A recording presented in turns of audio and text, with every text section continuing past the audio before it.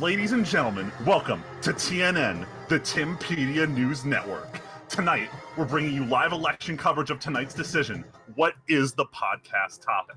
Now, it's too early to call, but in a landslide, 2 votes to 1, it would appear that actually having a topic is beating out just talking about Weeeb shit for an hour. Now, it's too early to call, but we'll be giving you live election updates throughout the evening. This is TNN. Now back to your regularly scheduled podcast. Hello, everyone. What's going on? My name is Timpedia. Welcome to the TNT podcast. I tried to keep it a straight face because I wanted it to be like an actual news report where they don't acknowledge the header. Slots. Yeah, they don't acknowledge the header or anything like that, and I wanted to just go in, but damn it, Freeman. Here's the thing, it's better because we don't even know what the fuck's about to happen. Yeah. Until it happens, and then I'm dying, and we fuck up the intro. No, we're like the news reporters who are watching the satellite feed, and the guy just has a meltdown, and we don't know how to react. Because fucking Freeman just went off with his intro that we didn't know it was going to happen, so we just have to react. Fuck it, we'll do it live. All the random shit I've been doing lately, the Dragon Ball T, the sponsorship notice, I just make this shit up on the fly and no one knows about it. So it's pretty good. These guys are good at being silent, but every time that you're dead quiet, I'm like, oh shit, no one thinks this is funny and this is dragging on way too long. It depends. Yeah, I was like, you know what?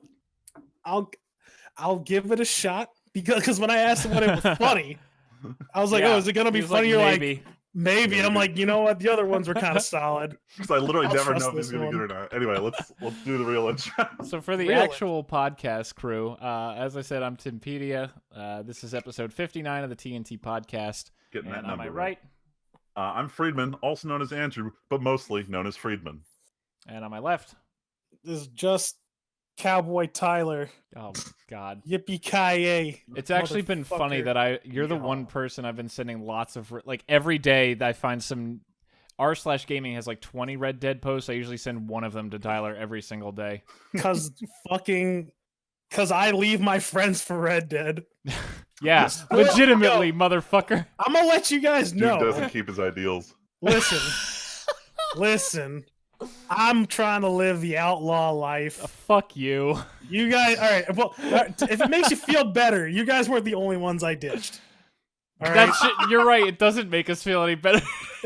No. Because my friend's like, yo, my house, Mario Party, bring your Switch controller. I'm like, In your defense, it's just Mario Party. Tyler, I could easily see you just sending back the picture of the guy doing the hat tip and then walking away. Geez. Oh, man. How do I put this? I'm playing Red Dead. Just send back, it's high noon, but it's just the Red Dead. High noon. Wait, is that a segue? Can we segue? No, there actually isn't any. No, because I mean, we have news after the other meme news. We need to start with outrage. I just came off of political news here, so we gotta start outraged and then move into some nice shit and then just get outraged again. I think you have this backwards, Freeman, because I think we have actually decent news, then outrage, then other people being outraged. I'm outraged about the first topic. Let's get right into it. So we can talk about it then, because I'm actually not that upset. Is this? It's not Diablo. It's Magic. No. Oh, okay. We're talking about one of the most controversial decisions in Magic. So it's actually worth talking about because this is an actual topic, not just looking at cards, although that'll be a little bit of it. So we talked a few weeks about how Wizards had this Guilds of Ravnica Mythic Edition that they were only selling on the shitty as hell Hasbro website.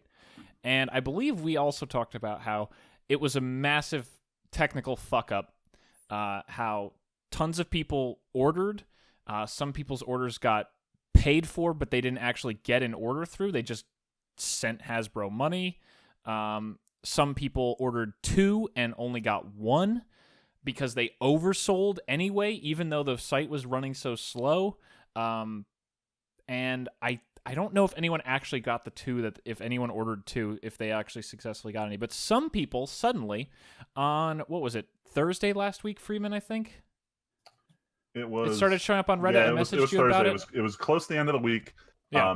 I remember on the first one that got posted, someone's like, "What the fuck is this?" Yeah. And one of the Wizards of the Coast staff accounts said, "Oh, don't worry, there'll be a stream about this on Monday." Yeah. Which meant that there was no point in asking any questions, and we were left to be confused for 4 days. So everybody was speculating, and over the course of pretty much Thursday to Sunday, 40 different cards, some with new art, but all of them with a frame and set identifier that no one has ever seen before, called Ultimate. What did it Box stand? Toppers or something. Ultimate Box Toppers, yeah. So what was happening was people were getting these, and it was a letter from Wizards saying, "Sorry, we fucked up your Order of Mythic edition in some way." I don't actually remember reading if it was people who got one canceled out of two or if they just got nothing. And it was a letter from Wizards saying, "We're sorry," and it was a little like booster sleeve basically with a single card in it, and it was a random one of 40 cards. And like I said, over the weekend and Thursday, Friday, and the weekend, 40 of them got posted. People knew there were 40 because of the collector number on the actual cards, and all of them were reprints. And a lot of them had really fantastic new art. Like Freeman, outside of Tassiger, I think it's fair to say the art is fantastic on the new art for these. Yeah, for the ones of new art, they're all really good. And I love the frame. So we were I discussing actually the love frame. It has to do more with my issues of the M15 frame and how the way the bottom tape. Oh yeah, we talked about it. You're right, on Sunday. Yeah, I just wish the bottom part was just the art. I know for a lot of these cards they don't have art that actually extends down, and that's why they didn't do it.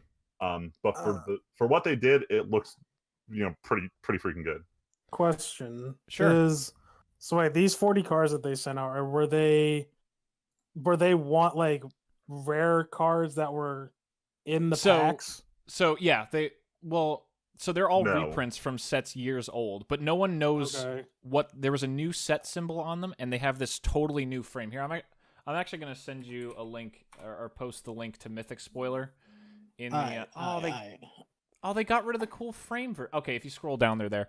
I'm posting it in Discord. If you scroll down, you'll see the fancy new frame of the special edition ones. So people got these, and no one knew what they were. And on Monday, we had the live stream. Wizards announced Ultimate Masters, what is supposedly the final Masters set for, quote, a while, which means they probably have no other Masters sets in planning whatsoever.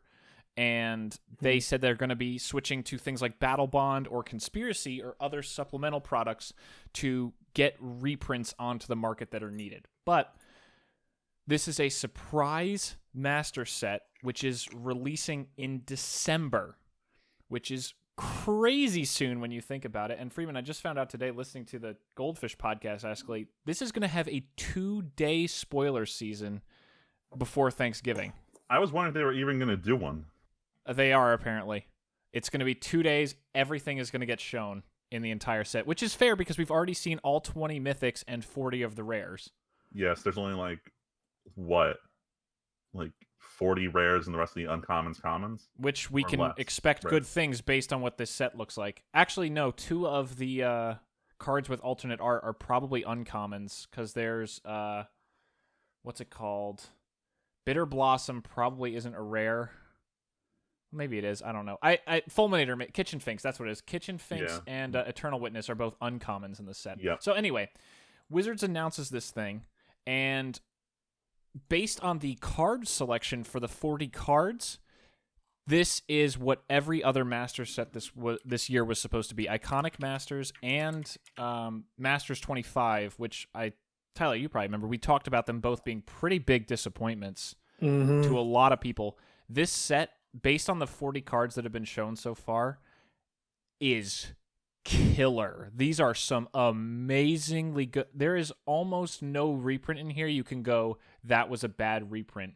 Like Lord of Extinction, maybe you could get you could make a case for that being kind of worthless. Outside of that, and like maybe some of the Manlands, these are really, really strong picks. It's actually one of the most impressive reprint sets probably I've ever seen. But the real kicker here, and the reason Freeman's pissed off about it especially, is then Wizards announced the price for these. Oh no, that's not why I'm mad. Oh, okay. Well then I'll cover the price and then we'll go back just because I just brought it up. I'll start with why I'm mad. Wait, Wizards- but I was gonna wait. So why I'm let me salty. just say the price though, because that is a big part of it. Yeah. So master sets in the past have been $240 for a box because it's $10 a pack, and there basically is no discount. And instead of normal standard sets and other sets that have 36 packs in a booster box, these have 24. So you're basically not getting any discount, but they either have like a buy a box promo or something like that. I don't remember what they did with the other master sets, or it just have nothing. It's just more sets, more packs that are guaranteed a foil and hopefully have good reprints. Yeah. This is retailing for $3.20 a box for the same number of $12 a pack. For $14 a pack. Yeah. And you can buy 3-pack draft. They're called blisters at Walmart and Target for $35, I think. Or you can buy a box at your local game store, and you will receive in the sealed box, not on the side, so the stores can't get to the promos without the box. In the box, you will receive a special sleeve like the people did from the Wizards letters, and inside it will be one of the 40 random promo cards that you saw on the bottom, Tyler. I don't know if you actually looked through. No, yeah, I looked through them. So that is an astoundingly high price. It is I'm pretty sure it's the highest priced booster product ever. It's too damn high. It is. And they also announced this during the holiday season when everyone's trying to spend money on like presents and stuff. Well, yeah, that's how they Now, it get obviously you. makes sense because this is a great gift to get for someone. Hint, but- nudge, nudge for Tim. No, honestly, Oh, shit. I mean, I ain't no. buying this. I would like no one to buy this for me. I will say, though, Freeman, I might show you later, but I actually set aside a whole ton of cards from my trade binder. I'm going to go to the store and see if I can trade in enough value to have literally enough store credit to buy a box of these for nothing from them later. I'm going to see if I can pull that off. Now we get you more. I don't want it, though. Honestly, almost none of these cards go in my commander decks, which is kind of the funny thing. But they look gorgeous. Anyway, Freeman, I'm sorry I've delayed it so much. Please tell us why you're so pissed about this. So I'm going to complain about why I think the set is fucking terrible. Step 1. This is the end of master sets. Wizards doesn't think they work because they released 2 shitty ones in a row and says, well, that's it. It must not work. Wizards is not one for making mistakes and then fixing them. They're really big on making mistakes and then never trying again. That's and this true. is a perfect example of that, and it bothers me because if you look at the first 3 master sets, while the quality of draft on the second one wasn't that great on the second Modern Masters, what they did for the market was great. They gave us much needed reprints. And the second they started not giving us the much needed reprints, no one bought them. They're like, oh, fuck, I guess Masters don't work, except you didn't do what everyone wanted them for. They focus so hard on a limited environment when they pump out a limited environment every 4 months that they gave up on the whole concept of reprints mattering. When he says limited for Tyler and those at home, he's saying when you go to the store and draft 3 packs like we've done. Like they were building these sets not around what reprints people wanted for Modern mostly, because Modern is the set that needs reprints. But mostly around draft format. themes. Yeah, mostly around, oh, this card would be really good, but it doesn't fit in with our draft themes, so we're not going to put it in this set and kind of push it. Like, for example, I think it was a month or 2 before they made Scry an evergreen keyword, so that means that they can put it in every set. There was one card, Serum Visions. It was an uncommon from, like, 2001, and it was pushing $20 at that point, and everyone wanted it reprint, and they did not put it in the second Modern Masters. And when they asked why, they're like, oh, well, Scry wasn't a theme for this draft set. And then a month later, they went and said, oh, Scry can be put into any set in the world. It doesn't need to be, like, a special keyword. And I'm just like, what the fuck is wrong with you? Like, you just made a terrible decision for the finance community. When I say the finance community, I'm not talking about people who try to make money off cards. I'm talking about people who want this game to be affordable. Is what I'm mostly focusing on here. And, it was a slap to the face. Now, flash forward to now, and I want to ask who's this set for? Because as far as I can tell, based on the rares, I don't think there's a draft theme. And based on the price, this is not going to bring down the price of any of the cards reprinted. So who is this set actually for but the high-end, willing to pay a lot collectors who want to bling out their decks? This is absolutely detrimental to the health of Magic the Gathering. Card prices will only go up from here, and Wizards, and this is the part that gets me really mad when they're like, oh, we're going to just reprint through the other sets. if you look at Battle Bond, although it was a great reprint set, the actual cards that needed reprinting that had any kind of like value to players, I couldn't count them on both of my hands. There were like 9 high value reprints, and the rest are shit we've seen in other draft formats as reprints before. Not a lot of these were first time reprints. So even though they claim it works, there's not enough spots to reprint everything that's needed. Part of why they brought back the core set was Wizards themselves said when they got rid of the core set, like, oh, it's fine. We have higher power sets to put the reprints in. And then they figured out you can't do reprints on planes where you have themes because cards don't work with those themes. And if you want to do Battle Bond, where for the general purpose they had this theme of people being in an arena, not all cards fit in that theme. Some of the reprints, they had to change the way the art works to make it fit the theme they were going with for the set. I don't know if that's entirely true, though, Freeman. That might have been Battle Bond specific, because if you remember, Conspiracy 2 actually played with that, where not every card... Like, there was Inquisition of Kozilek with Kozilek artwork in Conspiracy 2, but that was just... The reprint was just shoved in for the purpose of the reprint. And you know what? They got a lot of criticism for that, despite the reprint, because it didn't fit the theme. So I think part of that is because people love Conspiracy and wanted more Conspiracy-focused cards, not so much that they were upset about the reprint, because I fucking love Conspiracy. If there's ever a Conspiracy 3, we're gonna make Tyler and Leslie draft again. Yeah. Because that was fun as shit when we did that at the cabin last year. That was fun. I'm hoping there's more better Conspiracies. The last one were kind of shitty, but Conspiracy set was great. But the point of why I'm upset Tyler, about what were this... you saying? Sorry, Freeman. I'm not trying to interrupt you, but I interrupted Tyler already, and I didn't want to keep it going. Yeah, you fucking dick. I know. You what were you penis. gonna say, Tyler? No, fuck Magic. Okay, that's fair. No, just kidding. No, I was gonna say, like, what has been the community's reaction? I'm assuming it's the same. So it's pretty much what we've been price. saying. Yeah, it's really, this set's gorgeous. The promos are great, but fuck the price on this. This is insanely expensive. And has like Wizards come out with a response to this? No. I'm honestly pretty sure part of the reason they sent these out as the apology was everyone was so hyped about how gorgeous these frames and everything are. Like, Tyler, you've looked at them. You see the white text for the type line, and the art goes all the way to the border on the sides, and they're all, even the old artworks are zoomed in so you get more detail on them. Like, they look fucking gorgeous. So everyone was like, these are so pretty. Everyone needs to buy those. They got rid of the reminder text for everything. It's just so nice and big and awesome. And then, by the way, it's $320 for a box. Hit him with the good news first and put the bad news at the end. That was the theme of this weekend. Jeez, that's wild. I don't know. I think I honestly, if I can turn in a bunch of cards and get store credit, I would buy a box, because I would love to see a lot of these. Like, there are really amazing reprints in this with amazing new artwork. If I could get a box without spending money on it and just trading away a ton of cards I'm never going to use out of my trade binder, I will happily get a box if it's sealed. And I like the new store I've been going to, so I wouldn't mind giving them all the cards for the business, basically. But if they say they're not going to do it, I'm not buying a box.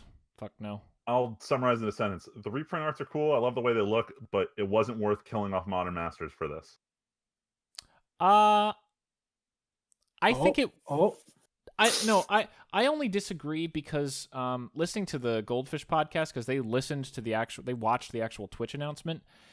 Apparently there were allusions to the mythical non-standard legal but legal in Modern supplemental product, where it's not all reprints going forward. So Tyler, basically for a while there have been some community people on Reddit, usually of course, saying, why can't we get a set that prints new cards into Modern that can help Modern but are too powerful for Standard to go through that grind? And Wizards has basically said no, and they've just done these Master sets where they just reprint cards. They don't make any new cards in Master sets. And then you have things like Conspiracy and Battle Bond, which have new cards, but they only are legal in Legacy, Commander, and Vintage. And Pauper, technically, I guess. So people saw that and were like, well, why don't you start, instead of with Legacy all the time, as the newest format that these are legal in, why not kick it up? Because Modern is now like covering almost 15 years, I think, or 10 years at least, of sets. Yeah. So Modern is big now, and Modern is still fucking popular as hell. Modern has problems that printing cards through Standard they either can't be powerful enough to fix problems, or it feels shitty to get cards in Standard that are clearly for Modern. Like Alpine Moon, Friedman. How shitty must that have been to open back in, what was it, Ixalan? Yeah, it was pretty bad. Also, because it like didn't do shit in Standard. Yeah, exactly. So it feels like. So then you have this weird scenario where it feels super shitty to open this card for Modern, and if you don't play Modern, then it really sucks. But there's no other way to get new cards into Modern without going through Standard. So apparently there were allusions to maybe that'll finally change, and there could be a supplemental product that hits Modern Plus instead of Legacy Plus. On top of that, they have on record said that most Modern playable cards they cannot print in Standard because they're too strong. If That's you what go I was back just to saying. no, you were saying that they like it doesn't blend with Standard, but when they print one that does blend with Standard, it warps it too hard. So Like Thoughtseize, yeah. Yeah, like when Thoughtseize got printed in Theros, that was like the only good card in the set, and it fucking ruined Standard for 2 years because they could not print anything else strong enough to deal with it. Because that, a 1-mana card that's playable in Modern, was too fucking broken for 3 years of Standard sets to find a solution for. You know what's really funny? It's Assassin's Trophy was kind of poised to be that, but a lot of people have actually really hated Assassin's Trophy in Standard. Because in Standard, the lands matter so much more than getting rid of the permanent. Definitely. So apparently, like, I've been watching Star City Games' versus, and they're like, fuck Assassin's Trophy in Standard, man. This sucks. It's not a bad spell. It's just that there's good enough removal in Standard. So I remember the first pack I ever opened was Return to Ravnica, and I opened Deathrite Shaman. And at the time, I'm like, there's no fucking way to get a land to the graveyard in Standard. Why would I ever play this? Little did I know. But overall, those are kind of exceptions to the rule rather than the rule, where most things, like you couldn't print Path to Exile as a reprint in Standard. That would be too good. But anyway. Yeah, but anyway. We can finally move on from Magic, but it's a big deal because this is a big thing that just dropped all of a sudden. But just casual announcement. Oh yeah, you have 30 days to deal with this shit. Figure out what you're doing. I think we'll talk about this again, possibly after we see the full set.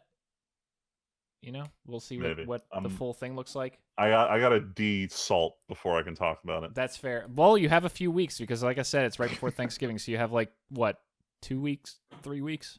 Yeah. When is Thanksgiving? Is it the 22nd or the 29th? It's in 2 weeks. I know because we have 2 weeks. Production deployment that week. Damn. All right. Anyway, let's move on from some good, some bad to.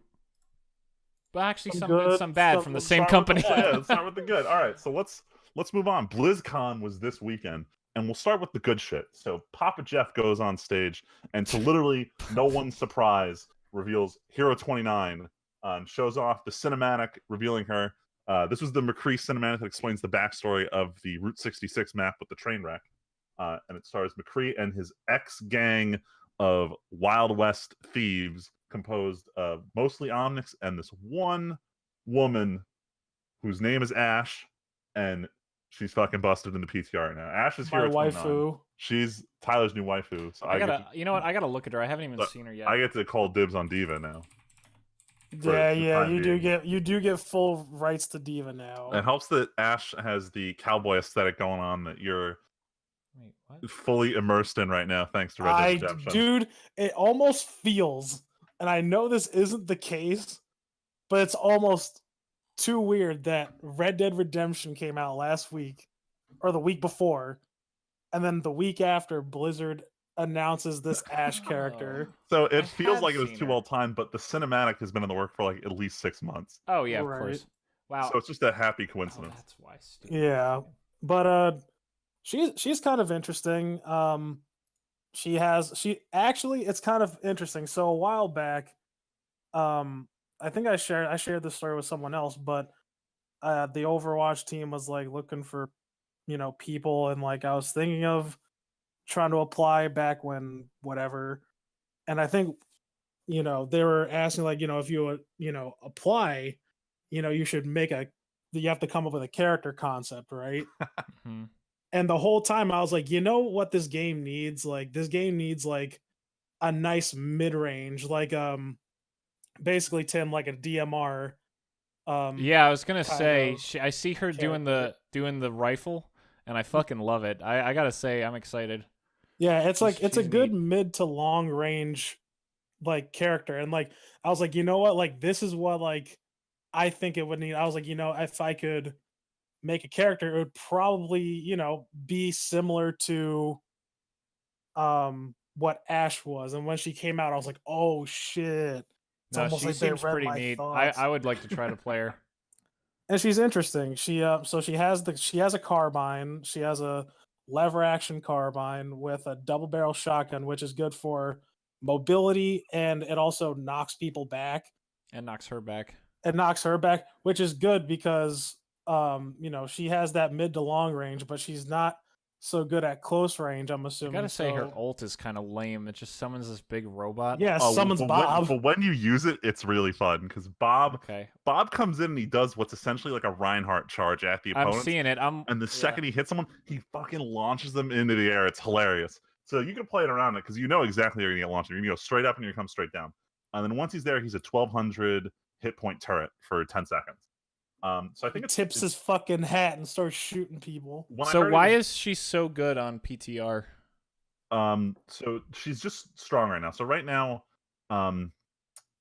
probably the big thing that holds her back, and I remember the first time I heard that she has like an automatic shotgun where you can reload and shoot during the reload animation. Like, fuck, it's Counter-Strike Source all over again, where no one let you play the auto shotgun in lobbies. Except she's really balanced on the fact that the startup time for reloading is pretty long.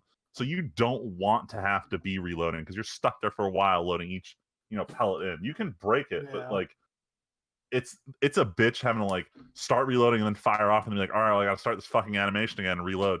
So she's balanced around that you need to like really plan out what you're gonna be doing here. You can't just really go like just firing and wild. You have to click for every shot. You can't just hold it down and do damage. So it needs to be a little more deliberate. Oh, that's nice. The reason I think she's strong is I don't think she has that much bullet fall off right now. So if you try and shoot really long range, I think the way it worked was I was hitting like 80. I don't remember the numbers right. It was like 80 hit point headshots on the fucking robots at mid range. But then I went really far and I was doing like 60. So I went from 3 headshots to 4 at long range. So it's like the fall off isn't that insane. Because most people are taking random damage here and there, especially 200 HP heroes. I think she's definitely gonna have her fall off damage nerfed at some point, just because she seems really good at the long range. And if you look at like characters who aren't meant to be good at short range, you look at something like Widowmaker. Her mine is meant to like give you enough time to get out of there, and her close range gun fucking sucks. But with Ash, the second something gets close, you can just boot yourself and your opponent away and get deal like range. A decent amount of damage to him too. What no one's talking about is they've introduced fire damage with her dynamite. So now the dynamite explodes, got a pretty close, small radius. But when you're hit by it, there's initial damage, and then you're set on fire. And the fire does... Oh, boy. Status effect. Yeah, I think it's like 10 damage per second over 10 seconds. It's 100 damage. So for most of the DPS heroes, that's half your damage going on. Now, thankfully, if you have any kind of healer nearby, you can mitigate this. But if you don't, you might just be able to burn out most DPS heroes. So it's pretty sweet. Now, I saw in her... So I Googled her, and the first link was to the Overwatch website, which just was playing the animations in the back, so I was able to watch and see. Does she do more damage or something if she shoots it in midair and causes it to explode, or no? She makes it go off whenever she wants. Yeah, she can shoot it whenever she wants. As far as I know, it's the same. It's the same damage. Just you control the detonation that way, as opposed to waiting it out. Because like that makes sense. It's got a pretty long fuse. People can run away from it pretty easily. So I was gonna say, like, I could see that. The only reason I bring it up is because I could see that being a skill thing, where like you get it to detonate right behind a corner, and they might give you a little extra damage because hey, you pulled off a cool move instead of just throwing it and letting it sit there. So your reward is, like Freeman said, since the fuse is long, it's like, you get to detonate it early when you want to. And I was messing around with her, and I kept fucking up the shot, and then I was watching Blame the Controller on YouTube talking about it, and he said, like, literally, if you throw it and then don't move your crosshair from where you threw and just hold down the left click, it'll shoot the second it hits your crosshair. So it's also a non-technical skill. Wow. But the thing is, you also have to dedicate yourself to not moving if you're going to do it that way, which in Overwatch is hard to do. So, there's the skill version, and there's the fucking easy mode version where there's a good chance you're going to eat shit before you even fire that shot. So, we'll see. I will say, only because it's tangentially funny related, Freeman, we talked about this on Sunday, how in League, there's also an AD carry who uses bow and arrow, but she also has white hair, and her name is Ash. Oh, yeah, I love playing Ash. And it's just, what was the thing? Fuck. Now I forgot. I was gonna say something about League with that They transition. were joking around with the subreddit Ash Mains was already taken. So now it's Ash and Bob Mains is the subreddit dedicated for people who play this character. Fuck. Yeah, but I was gonna say something about League because of its shit. Oh. Because League is shit. Yeah, you're right. No. World Championship was actually this weekend. I have not watched because, Freeman, I think I told you, but I was accidentally spoiled by a Reddit post, Tyler. I think I mentioned last week how everyone was like, yay, Fnatic, the West is going to win because we're so ahead. Apparently, Fnatic, the team from Europe, got their ass blasted by China in the fastest worlds yet. Damn. After beating them 2 out of the 3 times they met in groups, and then them blowing out the U.S. team, and then I think the Chinese team actually blew out the other European team pretty hard.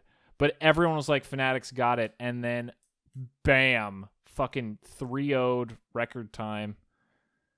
And then there's all apparently like shit going on. Like apparently their mid laner played bad, and then there was also like their coaching staff was like going on a Twitter tirade or some shit. I don't know. But I will say they premiered a K-pop song at the fucking thing because League continues to make amazing secondary content outside of the game, and I actually love this song. I'm not going to play K-pop? it or anything. You're listening to K-pop now, my dude? I'll send you the link because We don't take kindly to your part around here. So no joke, I played it for Val, and she's like, "This isn't really K-pop. This is more like hip hop, isn't it?" So I like the song a lot, actually. So I'll send it to you too. All right, so we'll listen to this during the break. Yeah, I actually really, and the animation, even if you just watch the animation's fucking stellar. Anyway, but yeah, let's go to the bad side of BlizzCon. We need to hurry because we're already a half hour. No, it's fine because there's literally nothing in the Weeeb shit this week. So moving on. Also at BlizzCon, they decided to save the shittiest announcement for last. So historically, the big announcement is what they do as the last thing to talk about at the opener for BlizzCon. And this year, there was a lot of hype around Diablo because one of the Diablo devs tweeted like a month ago saying there's going to be a Diablo announcement. And everyone starts getting fucking hyped. It's like, oh my god, it's going to be Diablo 4. It's going to be Diablo 4. I can't wait to hear about Diablo 4. 2 remake, either that too. Either that, because we got the Warcraft 3 remake also now. So we weren't going to talk about that. But still. So they go up on stage and they start parading around Diablo Immortals, which is a reskin of a Diablo knockoff developed by a Chinese mobile game developer who's famous for predatory microtransaction business practices. So everyone's just super salty, and Blizzard was completely blindsided by the fact that their hardcore PC gaming fans who are dedicated to a series whose last entry arguably was like not that great was upset when they're like, oh, the next big thing is this fucking pay-to-win mobile game. Hand us your money, please. Everyone applause. And everyone was pissed. I gotta say, everybody in the room was fucking. Not in the room. Have you guys seen everyone the video? Was oh pissed. yeah, the true hero who stood up and said, "Is this an April Fool's joke?" Oh my and then God. the response was, "Don't you guys have phones?" Don't you guys have phones? No. The out of season April Fool's joke. I know they're was really unrelated. awkward to listen. It was the is this coming to PC? And then they answered, no. Don't you have a phone? Yeah, that was it. You're right. I only know those 2 quotes. Well, it started off. Said it's on Switch too, but it's not. The Switch version is just Diablo 3, so we completely misspoke for that. Well, the dude was also like, "Well, it's coming out for Android and iOS." I was like, "Oh my god!" Well, was it you guys saw the Twitch like live stream? I didn't, comments. but I've seen r/gaming constantly. Dude, like immediately as like, oh, like the mobile market is a good way for family and friends to keep in touch, and that's when everybody started losing their shit. They're like, oh no. And the worst part about it is like, this is supposed to be a sequel to Diablo 2. Because they came out, because that's what a lot of people want. They're like, yo, we want a side game, that looks for a story, like, or that has a story, because he mentioned during the whole thing, it's like, oh yeah, you want to know what all these characters are up to in between 2 and 3. Well, now it's here, and everybody's like, this is not life. This is not quality of life. So that was the one bit of hope everyone got. Was like, oh well, they didn't want to commit to the next stage of the plotline because they might have something in the works. But that's like Didn't someone ask about Diablo 4 though, and they were like, no. I don't want to call it the silver lining. It's like the bronze lining. No. it's not. It's Freeman. It's like the Iron Lining. Come on. Regardless, basically they shot themselves in the fucking foot with this.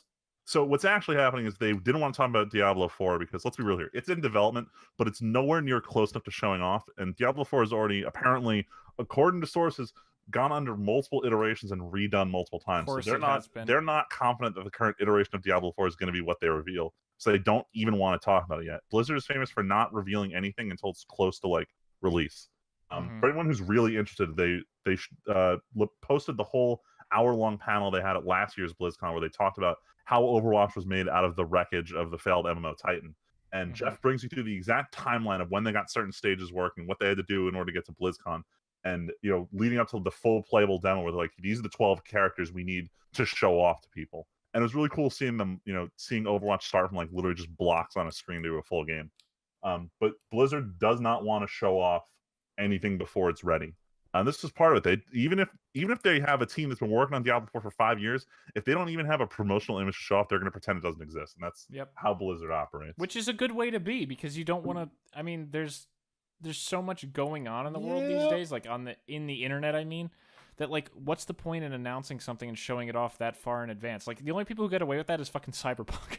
Not even Square Enix with their Kingdom Hearts bullshit can get away with that. The only thing with this though, I feel like. I mean, I don't know. I don't know anything about business or whatever, but I mean, they kind of got everybody pissed off with this. Like, they're literally their entire community, their Diablo community hates them right now. What does that matter, though? Like, honestly, I know how horrible that sounds, but like, this isn't a case like Battlefront 2, where EA had to backpedal because they were losing money. In China and Japan, all people do is play fucking mobile games. So they're going to just put it out there anyway, make 75% of what they would have made if they hadn't pissed off all the people here. And they'll be like, wow, we still made a fuck ton of money. These idiots will still buy Diablo 4 when it comes out someday. Like, wow, we have some bad PR right now. What do we care? Yeah. The trailer has an insane... The bar on the fucking YouTube trailer for this thing is like... Apparently, Blizzard is either deleting likes and dislikes, or dislikes, obviously, comments, or is like taking down and re-uploading the trailer, and it keeps getting full gray dislike bar. But who cares? They'll put it out in China. They'll put it out in China. Everyone in China will fucking play it because that's where they game. That's what they do. That's the big market, and they're just gonna do it. Like, we don't have a story on here, but Rainbow Six is censoring most of the any references to gambling and stuff like that in the game because they're gonna put it out in China. Well, here's that's what my problem in Europe, is. You can't do gambling anymore. That's why they did it with Pokemon. No. I'm pretty sure it's because China has like no gambling, no smoking, nothing like that, and they are censoring a ton of shit in Rainbow Six Siege. Yeah, it's like life because they want to put it out in China, and the community's like, "What the fuck? This sucks," and they're like, "Well." And then it's like, yeah, they're going to earn more money putting it out in China than you guys bitching about it. That's the real sad thing. So their dedicated fans are not even remotely the target audience for this. Nope. And that's the part that's actually the most annoying. Yeah, it's not that this exists, although that does suck for Diablo fans. It's more that you wasted BlizzCon, which is look at us, our core fans, and you're like, fuck you. That was They literally could have probably released this any other time, announced this any other time, and there would be half the people pissed off about it. It's because of the guys at the panel, like, is it April Fool's? Is it ever coming to PC? Don't you have phones? It's all of those things that made it such a big story, not the actual story. Just to wrap up this topic, because we're going on for too long, a lot of people in the Blizzard subreddit were talking about how this would have normally been one of those years where they don't hold BlizzCon because there were no real major announcements. Like, even with the cell phone game, it didn't constitute what Blizzard would do as a major announcement. When they did Hearthstone, they didn't do it at BlizzCon because they didn't think mobile games were big enough for the BlizzCon audience. And under a normal scenario, Blizzard would, but they've tied too many different elements of their like esports league. So like, I know the Overwatch World Championship was at BlizzCon. So they have tied too much shit to it, so now they can't cancel BlizzCon, even if they don't have anything prolific to show off. So they kind of, back themselves into a corner on this one. It's kind of funny how they don't seem to try to, like, maybe I wonder if in a year or two they would try to bring in Activision more. Turn it into like an Activision Blizzard event where it's big Blizzard stuff, but then give Activision half the floor. I wonder. Because then you could have your own E3 for just yourself. Yeah, and then you have to like just not give a shit about E3. Yeah. Which you're already part of the noise at E3. Why bother? Just do this. Speaking of companies that don't give a shit about E3, there's my transition. Let's talk about the Nintendo Direct from last week. So I was pissed that it happened the one day I wasn't teleworking, so I couldn't watch it live. I was trying to keep up with the Reddit live text post, but even then their imager feed was breaking. So I'm just reading the text of what's getting announced. And everyone started off a little disappointed because when they opened Nintendo Direct, they said, by the end of this Direct, you're going to see all of the characters in the game today. And everyone starts flipping out. Then they reveal 2 characters. They reveal Ken, who's a clone of Ryu, and they reveal fucking Incineroar, the fire starter from Pokemon Sun and Moon. Now, I'm not upset about Incineroar. It was just unexpected, and he seems a little weird. But the bad news was that there was literally nothing else after. They're like, all right, that's it. No more heroes. So everyone was kind of like, really, that was it? Next thing they started doing is they start explaining Spirit Mode, which is this, it sounds like one of those microtransaction gacha game kind of concepts where you just like, are constantly collecting more heroes. And it didn't, or sorry, not heroes, spirits. And it didn't make sense in the scope of Smash Bros. Because it sounded like this, it's like, oh, use spirits to power up your character. And like, that sounds like items, and we don't play with items in Smash Bros. So everyone was really confused at what this whole thing was. Until 3/4 in, they start this cinematic trailer. Oh boy, was this cinematic trailer nice. So they kill off the entire Nintendo cinematic universe here. Mm-hmm. The Thanos Snap just went out of hand and destroyed 99% of characters, leaving only Kirby behind. And that's the setup for this, like, not really adventure mode. It's not Subspace Emissary, but it's a mode that allows you to just fight essentially the assist trophies as players. You fight real characters as players for the unlock system, and you just go around unlocking more shit. And you use the spirits that you beat to power up the spirits that you're collecting. Otherwise, to power up your main character helps you in the campaign. That has multiple difficulties, yada, yada, yada. It seems like a lot of fun. People are happy about this now. So I gotta say, I saw most of that trailer. That map looks like there's a lot of stages and shit. Huge. It's big, and they have like some like Mario Party-esque shit going on. So the maps aren't just like go to the next battle. There's some kind of puzzle element to it. So I think this is definitely going to be a good time sink. This is something I'm going to play individually outside of just versus mode, which Tyler and I discussed was a potential problem in today's era of no couch co-op. Yeah. And then everyone got real salty with the next announcement. So Nintendo announced that just like with Smash Wii U, there would be 5 more DLC characters. They said they can't reveal who they are because they literally have not made them yet, which I was like, okay, great. That's what DLC is. This is stuff you're going to make later. And then they announced there's one character that's being added onto the game that you get for free if you buy the game like within the first 2 months and register your copy. And that character's not PD Piranha, Piranha Plant. This has been the most like split I've seen the Smash community in a long time. Most people think it's dumb and that Waluigi should have gotten in, and then you have men of culture like me who think he's really cool. So there's a lot of salt for no fucking reason about Piranha Plant. Yay! I just don't understand. Understand why Piranha Plant or why Waluigi or no, just it's just so weird. Piranha Plant, dude. So how do I put this? I'm not salty. I'm just confused. What do you mean? Like why Just him? Why? Just why? Every Smash Bros has had like a really derpy character added. Arguably, the last one was the Duck Hunt dog. Freeman, this is literally a plant that comes out of a pipe and doesn't move. Yeah, that's the problem. No, it moves. Fuck you. No, it doesn't. Yes, it does. Okay, it never showed any way to move before. It pops up and down. Bro, have you not played Super Mario Bros? It can move around. Anyway. Yeah, so in Super Mario Sunshine, the Piranha Plants weren't rooted to a single spot. They could go down and pop up elsewhere, like fucking ground snakes or whatever. Yeah, wow. In the ground, though. Yes. They don't walk. Retarded. Every other character has legs and walks. It's fine. If they announce Diglett Tyler as gets it. a Smash character, yeah, I don't like it. No, Diglett's just as bad. Well, Get out of the ground. Go watch the footage. He's got little roots that pop out of the bottom of the pipe when he jumps. Fuck off. No lie. That sounds weak as fuck. It's established they have roots. We're legsist here. But I just want to know. See, so this is where the divisiveness comes in. I think it's a great idea, and you two are like, this is fucking stupid. Fuck Sakurai. Where's my Waluigi? No. Okay, that's not. All right, well, now here's the thing. Here's what I'm thinking, right? Why is Nintendo going to troll? with this, because they are. This is exactly what it is. They're trolling. Yeah, this is a troll. They're not. I mean, they're probably gonna add. Honestly, they're probably gonna add Waluigi later. I bet real. you they don't. I doubt it. He's already an assist trophy. Yeah, that's the I problem. don't mean that. I feel like that don't mean a goddamn thing. I'm pretty sure the system is that no characters that are assist trophies are real characters. They'd have to remove whatever. him as assist trophy. Regardless.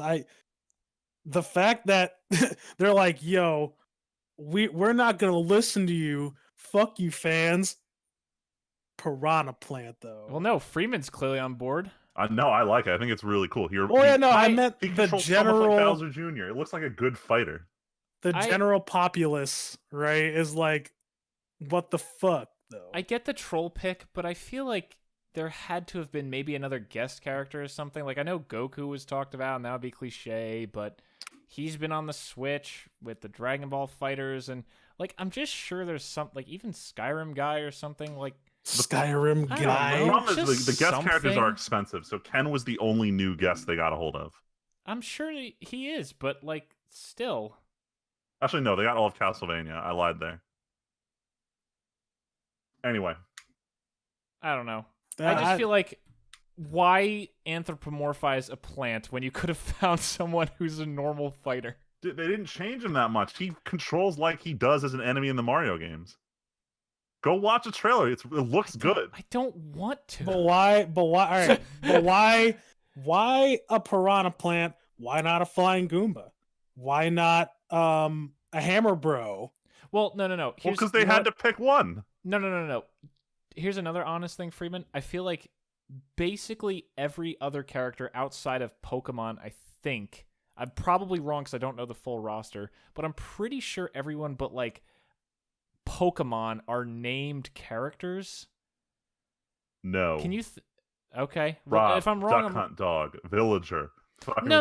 Trainer. But, none of them are named characters. They're all icons from their games. That's fair. I guess a better way to word it is it's a singular entity that when you say it, you know what it is. Piranha, like, there's no, look, that's the piranha plant that has the extra spots or the second head or something. That's the boss piranha plant or something. Like, you say Duck Hunt Dog, you know what the dog is. Piranha Not plant, the you know what the villager, plant though. is, but it's not a singular thing. Like like that's why I said Pokemon are the only ones kind of like that, where it's like, oh, there's Charizard. There are more than one Charizard. But, like, Piranha Plant? Just, like, when has Mario ever been a thing you think about? I don't know. When someone said Piranha Plant, I thought they were referring to Petey Piranha. But he's the ultimate smash of the Piranha Plant. I don't know. It's just weird. Look, it really doesn't seem that outlandish. It's a weird... I feel like it's a weird selection. Like, I'm not salty. I don't care, because I'm not going to really get the game. That's the same boat I'm in. It's weird, but I already wasn't buying it. Holy shit, we've gone so long on All right, this. let's go fast. You know, okay, we can cut this. This is just, I want to talk about the show I watched, but that'll be in my week, so let's just, I'll save that for my week. All right, we're going fast. Let's move on to the Weeeb shit. So I don't know who put this one in, because this is not new news, but the band Jam Project, who worked on One Punch Man Season 1, came out on Twitter today to talk specifically to Western fans that the opening that they're writing for One Punch Man Season 2, is going to have the same kind of hype energy as the first opening. Some news sites are reporting this as the first confirmation that they're doing the opening. This was already reported in April. You guys heard it first on the Weeeb shit. Whoops. So this is okay. a lot of I people added didn't hear this the news first story time. because r/anime literally said they were confirmed. I didn't dig into it, so yeah, they posted on their Twitter, but this has been announced in April, and then it was confirmed again in the October One Punch Man event where they gave off the release date. So this is just like a wave of people who didn't hear it the first time are upvoting this new news, but it's okay. That's just my news. bad then. Whoops.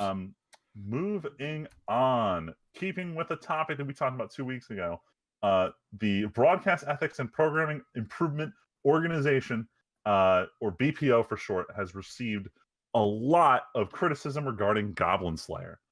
So they went and they looked into it, and their final verdict was, let me pull the exact phrase. The 7 committee members dismissed concerns about the first episode's content. Viewers had expressed the blah, blah, blah.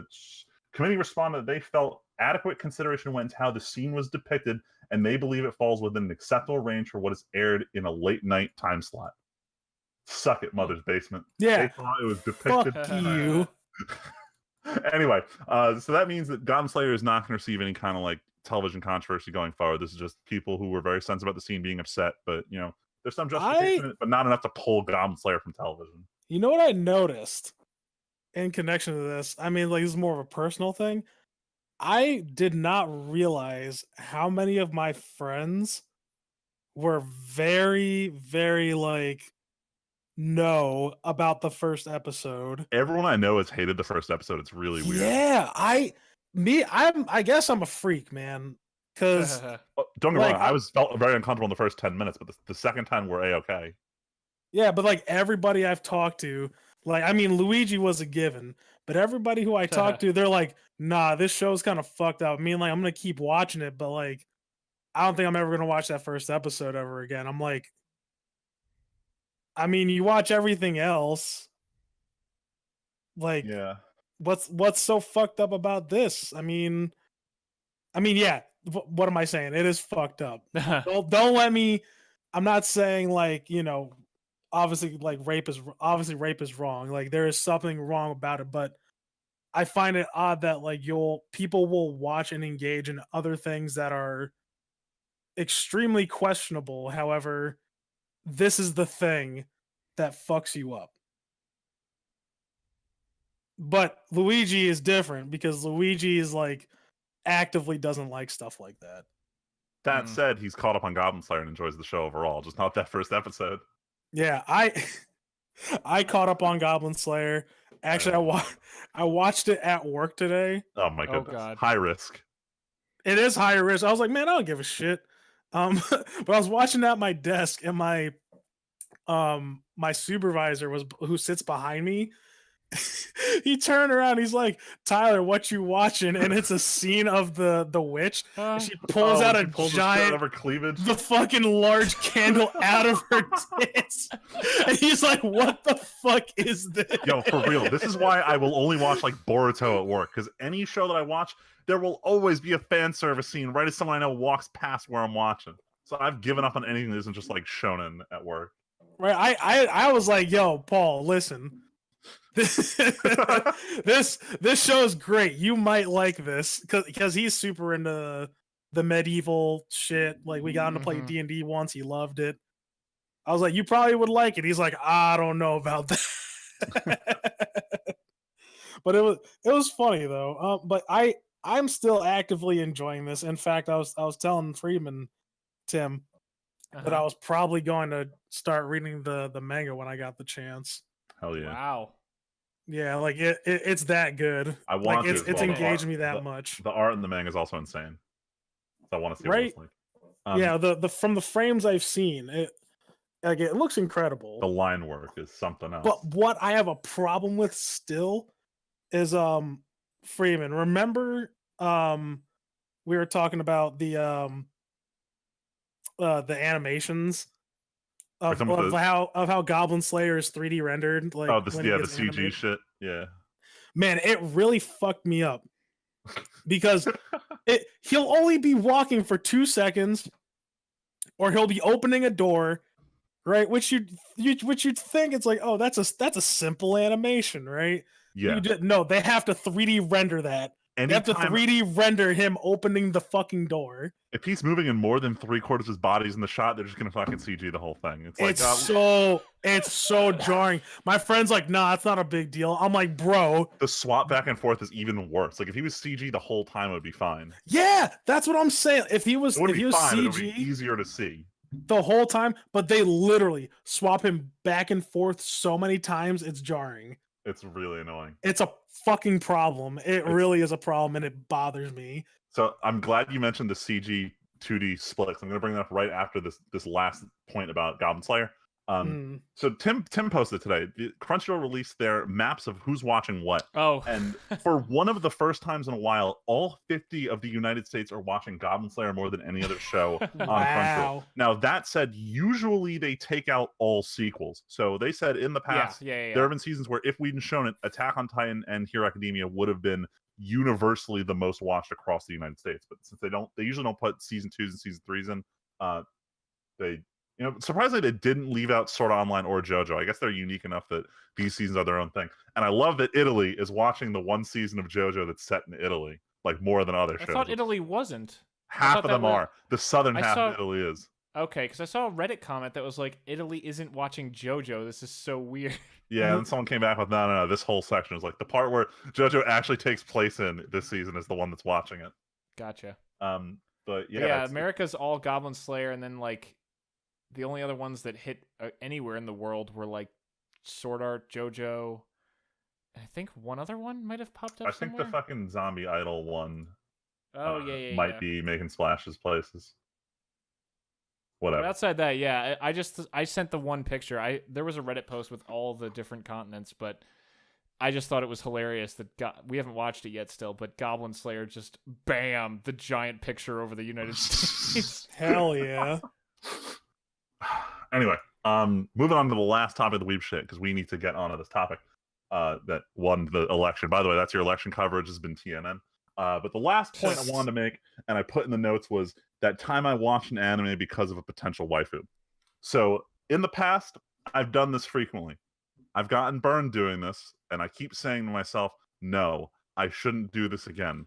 But lo and behold, I'm keeping my ideals and watching shows for the waifus. So, what's her face? Fucking the one from Gridman with the thick thighs and the big ass, as per the director's recommendation. Thick thighs. She is the talk of the town. I'm seeing fan art everywhere, and I'm like, all right, you know what? Either it's just this character or the show's actually good enough to warrant a million people drawn pictures of this girl's thighs. So I go and I watch SSS Gridman.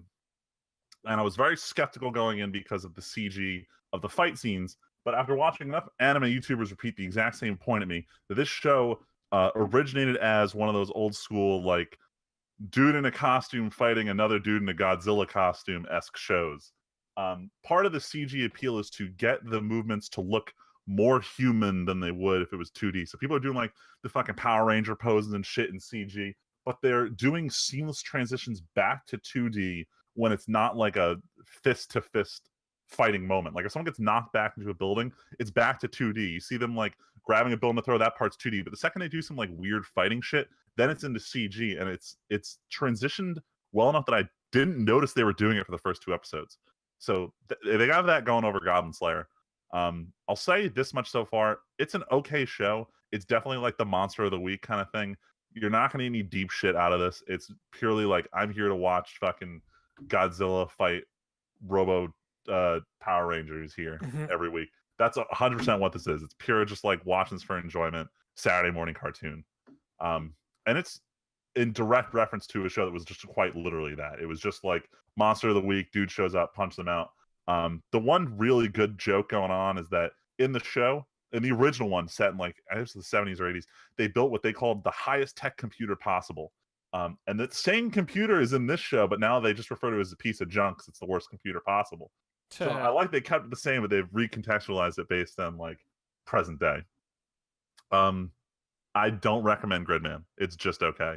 We'll see what I'd say later in the season. That said, it's only 12 episodes, and the waifus are looking pretty great so far, so I'm going to keep with it. And that's it for the Weeeb shit. Now, I wanted to raise a point, Freeman, because lately, unfortunately, you've been time constrained, and especially because you have work stuff to do tonight. Do you want us to do weeks now? Since also I feel like you missed out on a lot of the movies we were talking about. No, do you want us to do weeks now? Let's just do the movies. Let's do it. Well, do the fucking movies. Do it live. We'll be fine. Considering we're gonna go through over 30 movies and then do our weeks, and you have about 20 minutes on your time limit. I don't know. It'll be fine. Okay, Let's if you do say it. so. All right. Do we want to take our break? Yes. 30-second break for the sponsors.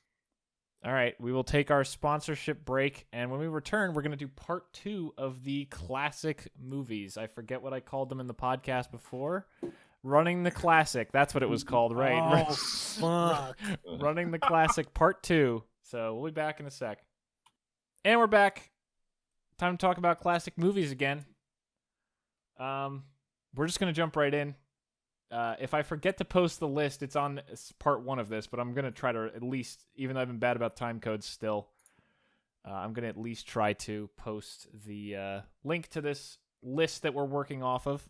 So we're going to jump back onto our top 100 list from IMDb and start working from 34 to about 66, 67.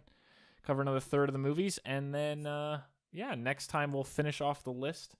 And right off the bat, Gladiator. Dude. Solid film. Let me say this, preface this. Kick off the night by saying, if I have a top 10 movie list that goes, this has been on my top 10 list. Wow. Since I've seen it. Damn, that's impressive. Yeah, I love totally Gladiator. Are you not entertained? Are you not entertained? Yo, did you see the extended cut? Leslie and I saw it. I don't think so. How much extra is there? Shit's like 3 hours long, and there's like some extra stuff with Commodus' sister that you never saw in the theatrical version. Like, she goes and like talks about like, oh yeah, like, you know, she wants to overthrow Commodus, and like she was like working in the back to like try to figure it out before everything else happened. It's good stuff. I believe you. That's wow. I have to watch the extended cut because that sounds awesome. I mean, more of this movie is really good. The action's great. I mean, it's one of the roles that helped define fucking Russell Crowe. Yeah. And I mean, Ridley Scott directing, that's hit or miss, but this is a hit. This was a fucking positive hit. Now I think about it, it's not really. Yeah, not really. Not really. I'm trying to remember what else he fucking directed. Oh, The Martian? I forget the time he... Ridley Scott? Oh, he's done tons Well, of I know stuff. he's done a ton. Oh, yeah, I forgot he did Blade Runner. Yeah, there you go. He's Mr. Blade Runner, Martian, Aliens. Prometheus, though. Prometheus, yeah. Okay, moving on. We have the almost forever highest grossing film of all time, Titanic. Yeah, I love Titanic. No one will shut up about the romance, but it's actually just a disaster movie with a like romantic subplot. Yeah, actually. Maybe super plot. Point is, starting at the halfway point of the movie, it's not about the romance. It's literally just like an action film. Mm-hmm. Not a lot of people talk about that, and I like that about it. Also, definitely the linchpin for Leo. Yeah. I mean, almost everyone in the world has seen Titanic, or at least knows the story of Titanic, so bam, you're almost done already. Yeah, pretty much. Every time I think of Titanic, though, I always think of the bad recorder music from the theme song. Oh, the cover of the...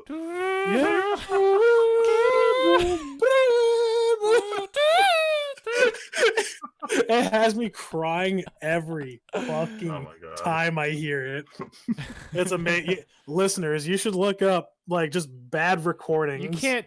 I don't think you can actually listen to that and get more than like 10 seconds through. If you know the theme, it's just instantaneous. I can't watch it right now because I'll be in tears. Mm-hmm. I'll be in tears for like the next like 30 seconds. I'll be useless. How glorious this video is. While Freeman watches that, moving on to 36 because we really got to chug through these. I don't actually know this one. From Here to Eternity. I've heard of this. I've never heard of this. Yeah, I've heard of this. I don't know it though. I've never seen it. Why in 1941 a private is cruelly... Oh God, why did my page skip around? A private is cruelly punished for not boxing on his unit's team while his captain's wife and second in command are falling in love. What a synopsis. Whoa. Yeah, nah. I don't actually even recognize most of the actor names, so I definitely did not see this in 1953. This again falls under the category of my dad would yell at me for not having seen it, but I don't know it, so whoops. Yeah, this one's in the National Film Registry for culturally historic or aesthetically significant. This is apparently a really good movie. Enough that it's archived. True. But I don't know shit about it, so I'm gonna go to this movie. On to the next one. Oh, definitely know this one. Glorifies war. D-Day. No, just D-Day. Yeah, it's D-Day. It's just D-Day. It is hands down. All right, so we're talking about Saving Private Ryan, but yeah, it's easily one of the best war scenes ever in a movie. The opening D-Day scene. Easy. I mean, this and like Medal of Honor, Allied Assault are like the games that defined, or not the games, the things like from that era that defined. I mean, when you think of D-Day, you think of.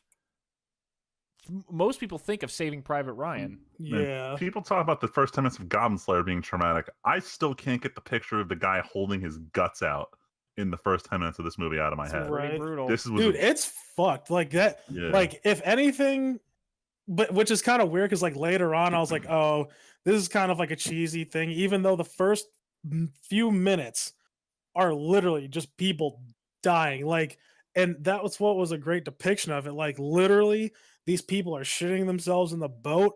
And as the metal door, before even the metal doors open up on their boats, they get fucking mowed down. Yeah, it's brutal. And I'm like, God damn. Like, and that was it. I was in middle school when I watched this movie. Because people are like, oh, it's an educational Tyler, movie. it's R-rated.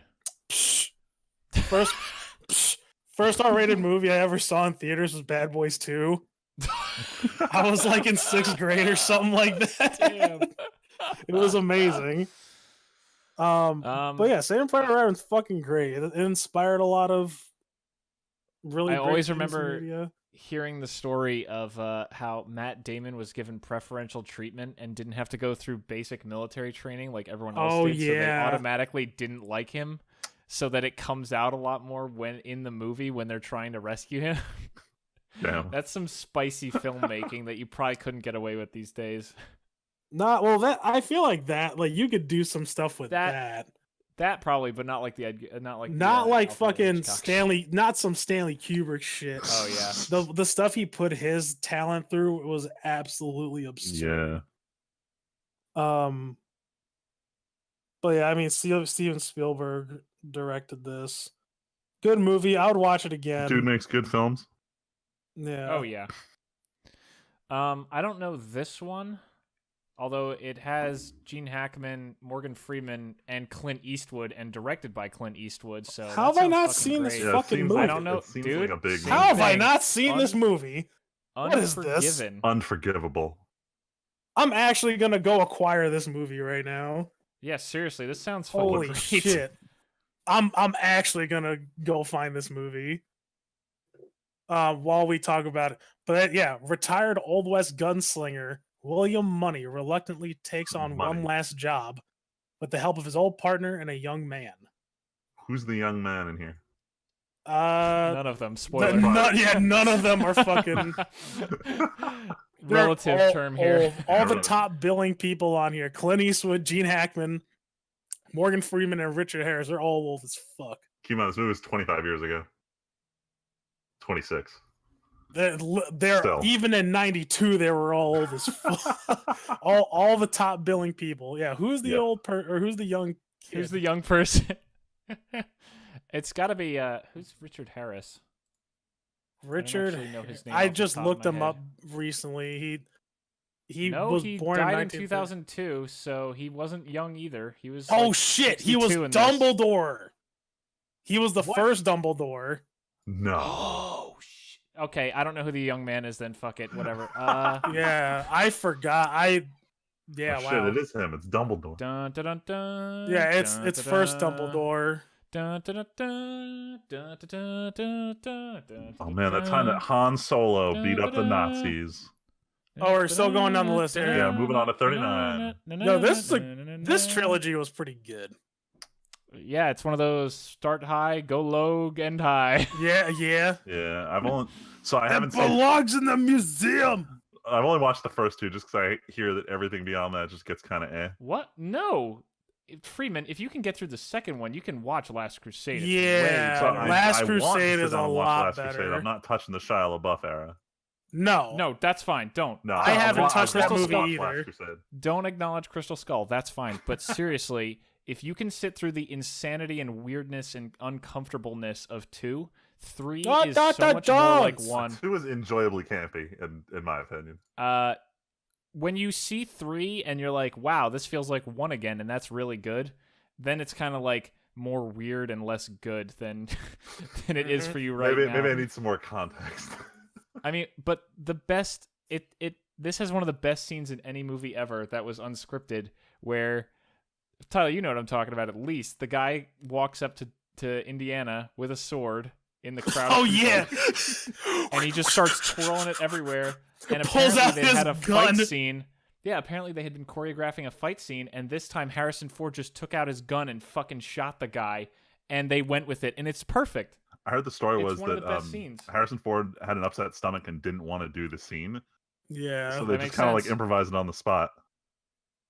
and it was completely in character. It was Like, amazing. perfect. It solidified the character. It's like, look, I'll be badass, but sometimes I'm tired too. Fuck it, boom, dead. But yeah, Raiders of the Lost Ark, the first Indiana Jones movie. It's one of the it's literally the quintessential adventure movie. Like the scene of the plane flying over the map and connecting the dots, the whip, the hat, the jacket. It's all the classic.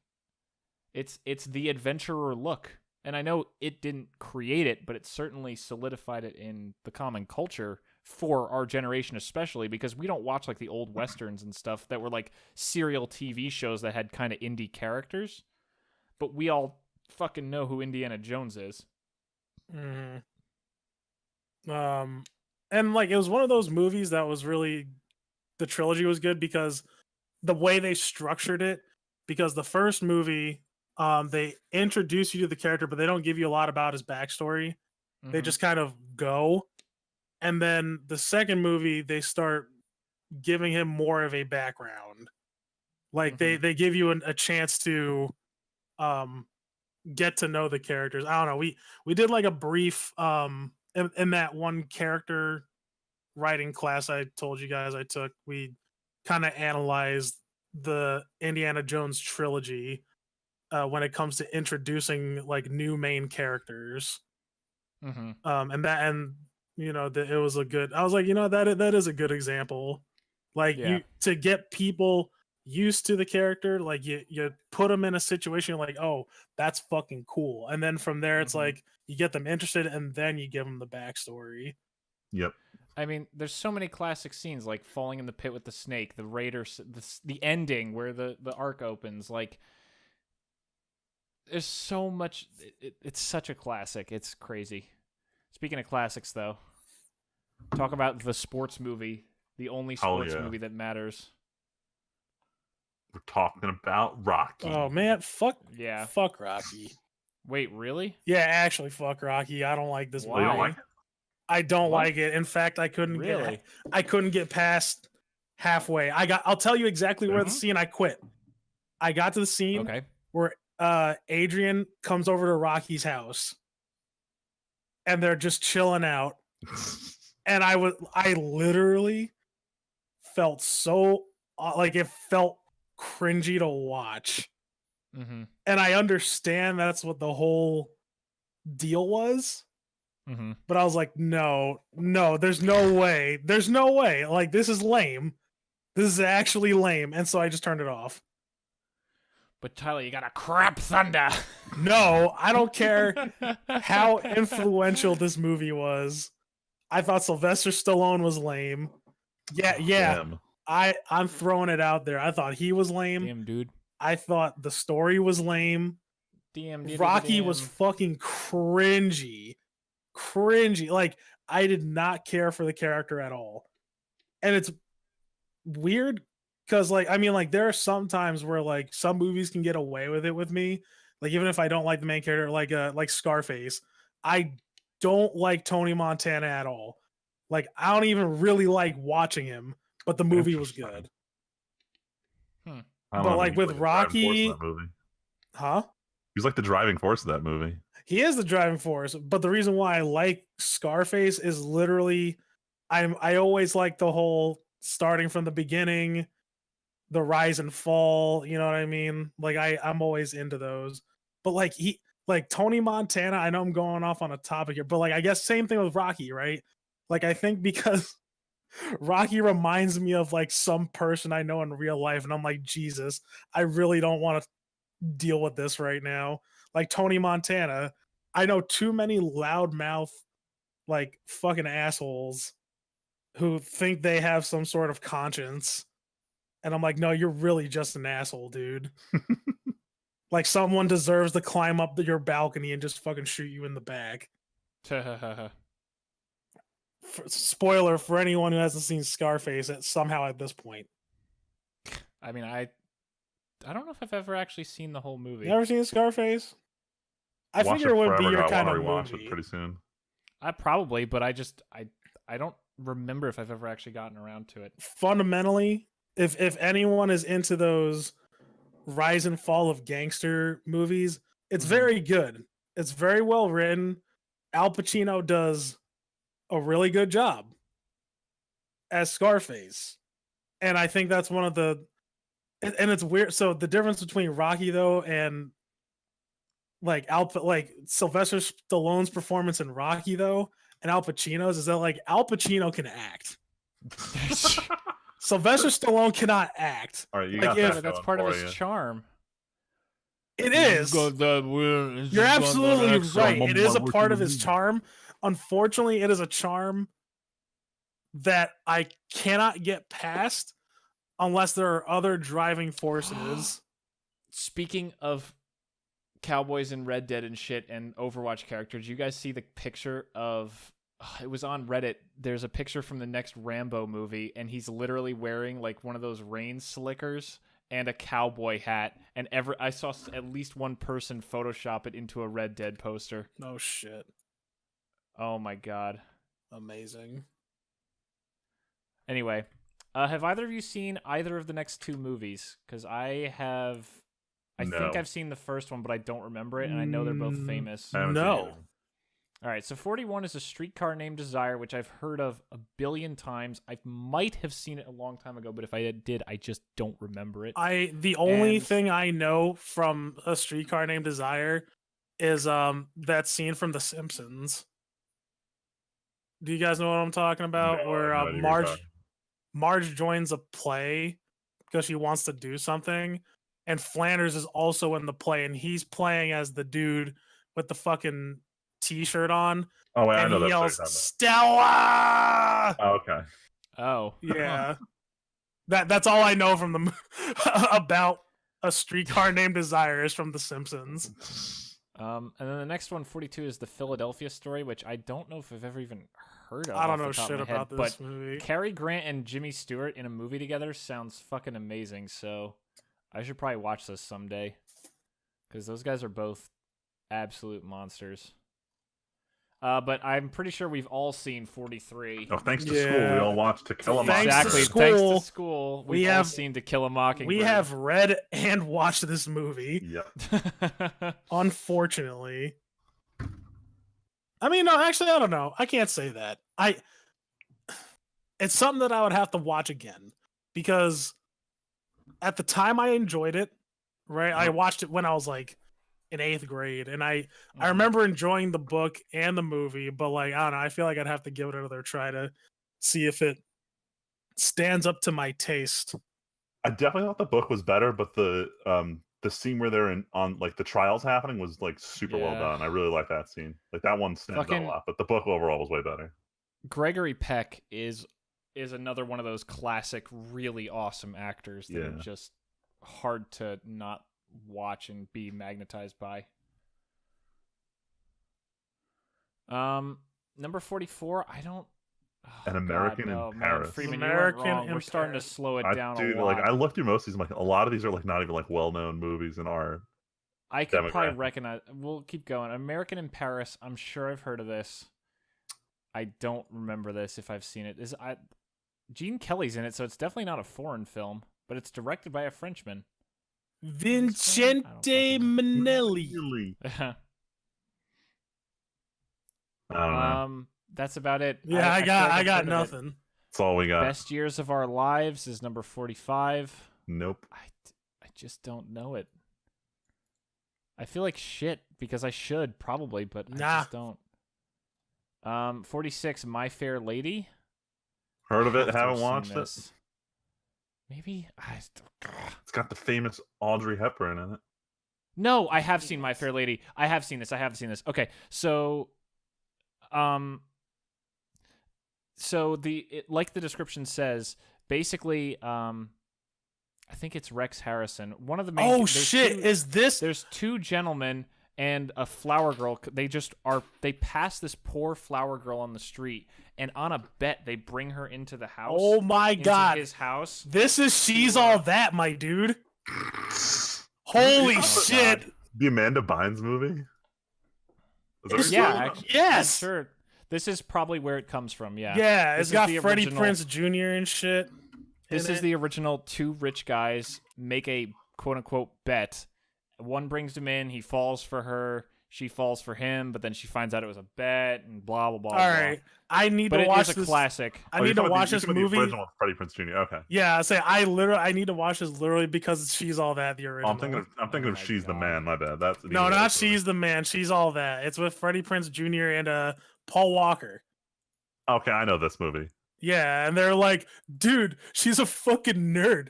You ain't gonna make her popular, bro. Like, that's fucking... This is the one they were spoofing in Not Another Teen Movie, right?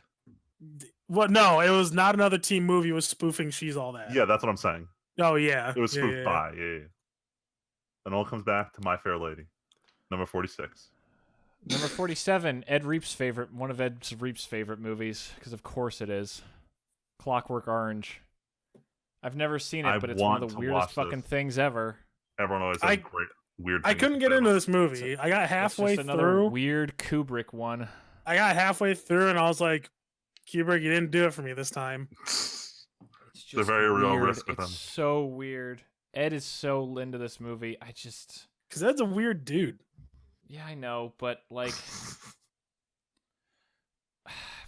I don't know. I think Terminator 2 is still his technically favorite, or was back in high school, but this is one he always talked about and he makes references to all the time. Honestly, I think a lot of his D&D grossness for stuff that happens comes from Clockwork Orange. It's just a weird movie. Okay, this one I think I've seen, but I definitely know the name Dr. Zhivago. I don't.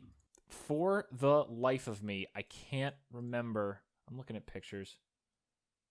Come on, give me anything more than those posters. Dr. Trivago. I'm like, what the hell is this? It's a crossover. Dr. Trivago. Dr. Trivago. I feel okay. I haven't seen it, but I've definitely heard of it a bunch of times. The life of a Russian physician and poet who, although married to another, falls in love with a political activist's wife and experiences hardship during World War I and then October Revolution. I definitely fuck it.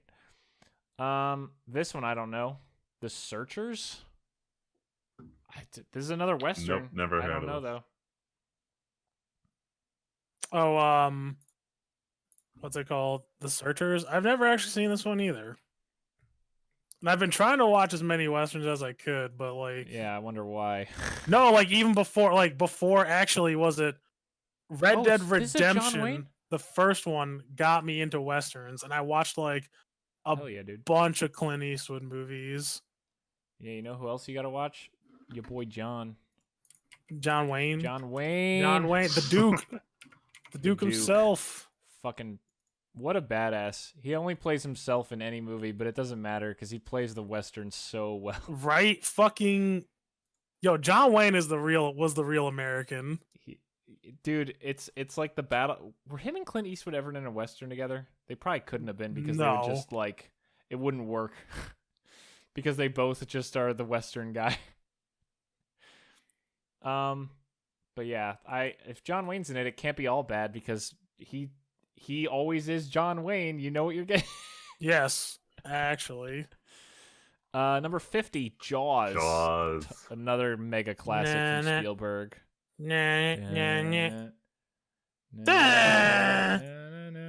Yeah, this is, it's just such a classic. That's the reason people are afraid of sharks. End of story. For real. People wouldn't even care about sharks if it wasn't for this fucking movie. I love if you look at the statistics, the summer this came out, like, there was a massive drop off of beach attendance that year, and it's 100% because of Jaws. Yeah.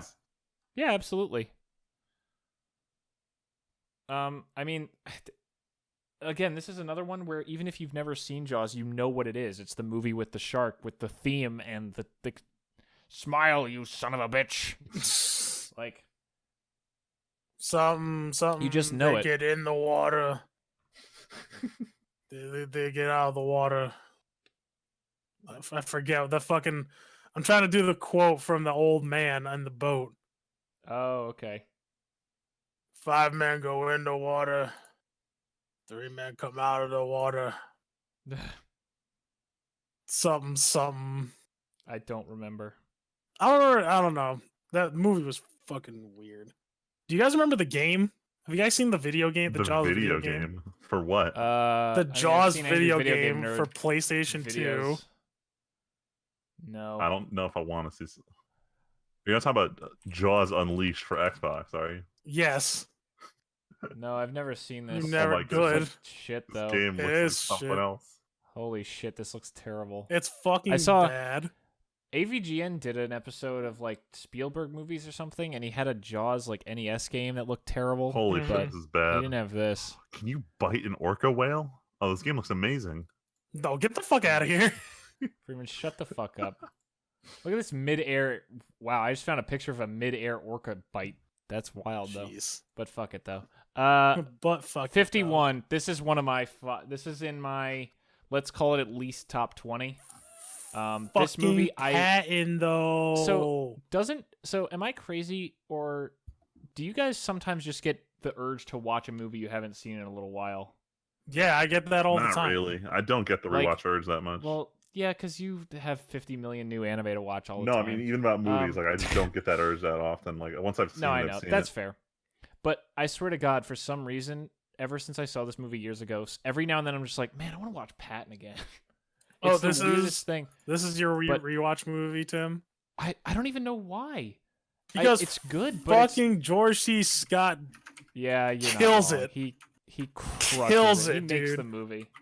like honestly, that's some of Yeah. the best acting I've seen in a movie. Yeah, he literally is Patton. I've never even seen footage or more than a handful of pictures of the original actual Patton. But George C. Scott just becomes Patton. It's so awesome. He gets so into it. Like, remember when he's reading the letter? Oh For yeah. weather?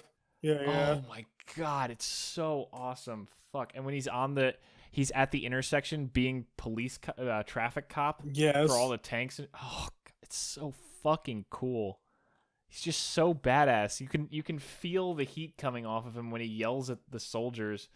But then he's like, you are also like, yeah, he actually gives a shit about these guys. He's just pushing them as hard as he can because he knows they can do it.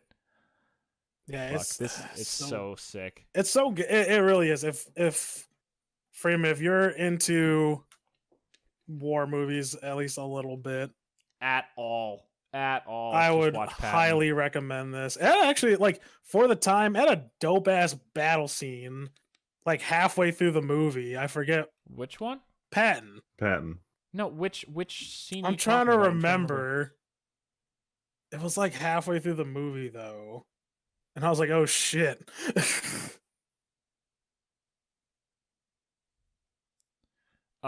Also, the movie opening, Tyler, the Mhm. monologue. Oh yeah, dude, the fucking So- flag backdrop and everything. Freeman, literally, the movie opens and it's just an American flag, and then he steps up in front of it, and he's like an eighth of the screen, and he just starts doing this monologue like he's addressing a formation of troops. Oh, like he's giving Oh. a speech kind of thing, and that's Yeah, all right, and he's it on just stage. and then just boom, we're into the movie after that. Oh, apparently they but it got just his sets the tone perfectly. they got his actual pistol for that scene. Patton's actual That's so pistol. Oh, cool. Fucking cool. Freeman, he had like this 6 silver and ivory handled revolver. It's so gorgeous. Like that is some like wild shit. Yeah, I highly recommend that 52. movie. I don't know. Oh, absolutely. It's fucking watch Patton. Yeah, watch Patton. I haven't seen this next movie. I actually did, I think. Butch Cassidy and the Sundance Kid. It's one of the 2 Paul Newman, Robert Redford movies. I forget if I saw this one or like the other one they did. I know this is a really famous one for the 2 of them and their chemistry together. I honestly can't remember it that well. But it's cool. It's if I remember correctly, and I've always heard good things. And they are a great. I saw them in another movie. I forget what it's called, but whatever the second movie the 2 of them did together, it starts with an S and it's like one word. It's like Steel or something, like Steal. I saw that for my last film class in college, and man, it was really good. They're really good together. This movie, I think I saw a long time ago, because Humphrey Bogart, but it's 53, The Treasure of the Sierra Madre. I have not seen I this. just don't Nope. remember it, but I've definitely heard. This sucks that we're slowing down like this. Dude, I've only seen 3 movies in the next 15. Oh man, I haven't looked ahead that far. I think I've seen this, but I know Tyler has seen this. Oh, and fuck remembers yeah. it well. This movie, The Good, the Bad, and the Ugly, has spawned so many of the Western tropes you've seen today. Like, basically, Clint Eastwood's outfit is McCree's outfit. This is where that wow wow wow wow wow wow, like it's where it comes from. Or the "You looking at me, punk." No, that's what? It's Dirty Oh, Harry. I'm thinking. Oh my god, wrong Clint Eastwood character. Come on, See you guys. Damn. Come on. Guys. Fuck me. I told you it's been a long time. But yeah, this is a Sergio Leone fucking I can't believe classic though. Like spaghetti western at its finest. It even has Literal the classic actual Mexican standoff. Yeah. Oh wait, why is it street? Why is it spaghetti? Yes. No. I'm saying it's literally spaghetti. So It's literally spaghetti. Most people don't know the origin of the term and call anything that's Western a spaghetti Western without knowing that it needs an Italian director to be a spaghetti Western. And filmed over in fucking Europe, not even America. Oh, I didn't even know that was part of the requirement. Yeah, that's a part of it. Okay. Sergio Leone, yeah, full-blooded Italian. Mega spaghetti. Talking about the fucking American West, not even there. But yeah, it's pretty prolific, and it's even got that the famous Mexican standoff scene at the very end. Yeah, it's so many famous Western tropes. It's just cool. I mean, hell, you look at the poster and you see him with the slightly longer on the gun arm side, and it drops under when he's going for the pistol, and yeah, it's all there. I don't know 55, the apartment though. I've heard of recognize this the movie. name of this. I just don't know. Yeah, no, fuck it. But I've seen Platoon. I'm skipping the apartment because I've seen Platoon. That's fine. Platoon's a big deal. Where they decide Oliver Stone, who oh fuck, what else did he make? That was a big fucking deal. To click on his name on IMDb. Oh yeah, Born on the 4th of July. JFK, Alexander. I don't know. That's right. Really. I've seen Born on the 4th of July. Not by choice. On the 4th of July. What the fuck did not like? I'm trying to see like what he was. What he directed? Like the good stuff that he directed. The good stuff. The good stuff. I'm looking. I sorted his stuff by director. Yeah. Natural Born Killers. Man, yeah, he did. I can't think of anything else. Nothing else on here is catching my eye. Other than I didn't like Natural Born Killers either. Well, the fucking Alexander. Yeah, I don't see anything else he directed that. He directed Wall Street. Oh, the original one. Yeah, the original Wall Street. I don't know. Yeah, no, fuck Oliver Stone. He's whatever. And Platoon was like all right, I guess, but it's got Charlie Sheen in it. They're like, yo, Martin Sheen did a movie in Vietnam. We're gonna make one with his son. Charlie in do Vietnam. the same thing. Yeah, and I mean this was pretty good. Like, and I think Charlie Sheen's a pretentious fuck for obvious reasons, but everybody knows Tiger Blood. Oh shit, Willem Dafoe is also in it? Oh my God. Willem Dafoe got he was the one who got shot on the ground. Man, he's the motherfucker on the cover of this. Movies. Oh my God. He's the dude because they were. Yes, you're right. Yeah, he's like yelling at the helicopter to come back and he just gets fucking gunned down. Yeah, you remember that scene? I don't know because I don't know if I ever actually saw this, but I need to. Okay. Well, yeah, so that's what happens to Willem Dafoe. Yeah. Platoon. Sorry about that. Spoilers. Whoops. Spoilers. I haven't seen the next one, but I was waiting for this joke. It's 12 o'clock. It's 12 o'clock. It has Grace Kelly. Number 57 is High Noon. Oh, Grace Kelly's in this. I haven't seen this though. I don't think I've seen this. If I have, I don't remember it. But let's just skip to 58 because fuck it. Because Braveheart. Braveheart's a movie we've all seen. Didn't see it Braveheart. till college, but man, I cried when I saw the end of this movie. I never don't know actually why. saw. All right, so I never actually saw Oh, this movie in Tyler. its entirety. I saw That's, part of it. Part of it was shown in high school, and I watched it like on TV later. It's a good movie. Lol. Say what you will about Mel Gibson. This is a good movie. Oh yeah, no, like some can be said about some of these actors. Like, yo, these actors are weird. Like I said, Charlie Sheen was a pretentious fuck, but Platoon was good. And You mean Michael Sheen? You keep saying Charlie Sheen. no, he's Charlie talking about Sheen. Charlie Sheen. That's Oh, his wow. name. I- The Are you fuck? Tim, are you confusing the two? No, never mind. Tim, are you having Yes, a I was stroke, my confusing- dude? Yeah, I probably was. Yeah, you're right. Ignore me. Mel Gibson, yeah. Yeah, no, Mel Gibson. But I've seen that scene, that speech. I mean, everybody's seen that speech scene. Whether Mhm. you've seen the movie or not, you know exactly what I'm talking about. And like that, like you could tell, like that's just a stellar performance. Why it has a 68 on Metacritic is beyond me, though. Probably because of some Mel Gibson bombing, and honestly, I'm pretty sure this movie is a little divisive. I don't think this is one of those universally super loved movies by fans, but critics Yeah, fucking critics love loved it. this movie. Yeah, because it's a good. And I liked it a lot too. Honestly, I really enjoyed this movie. Like I said, I actually teared up a bunch when at the end of this movie. Dances with Wolves. I don't know if I ever saw it, but I saw Avatar, so who the fuck cares? I'll say it's literally one of those movies. I that too have has watched that- Pocahontas. Yeah, pretty much. Like, I too believe the natives are actually somehow superior. Yeah, That's I the like movie. I like this movie. That's all I gotta say. No, I'm not trying to insult this movie. This really was like the first big one, but It literally was that Just whole no theme in interest. the '90s, though. White man Yeah. comes over, white man falls in love with native. White man is wrong. White man White man realizes is wrong. and fixes everything, even though in reality. Oh no, what am I nothing was saying? fixed. Dances with Wolf. He doesn't even fall in love with a native woman. He falls in love with a falls white in love with woman. Wolf. I thought it was a wolf.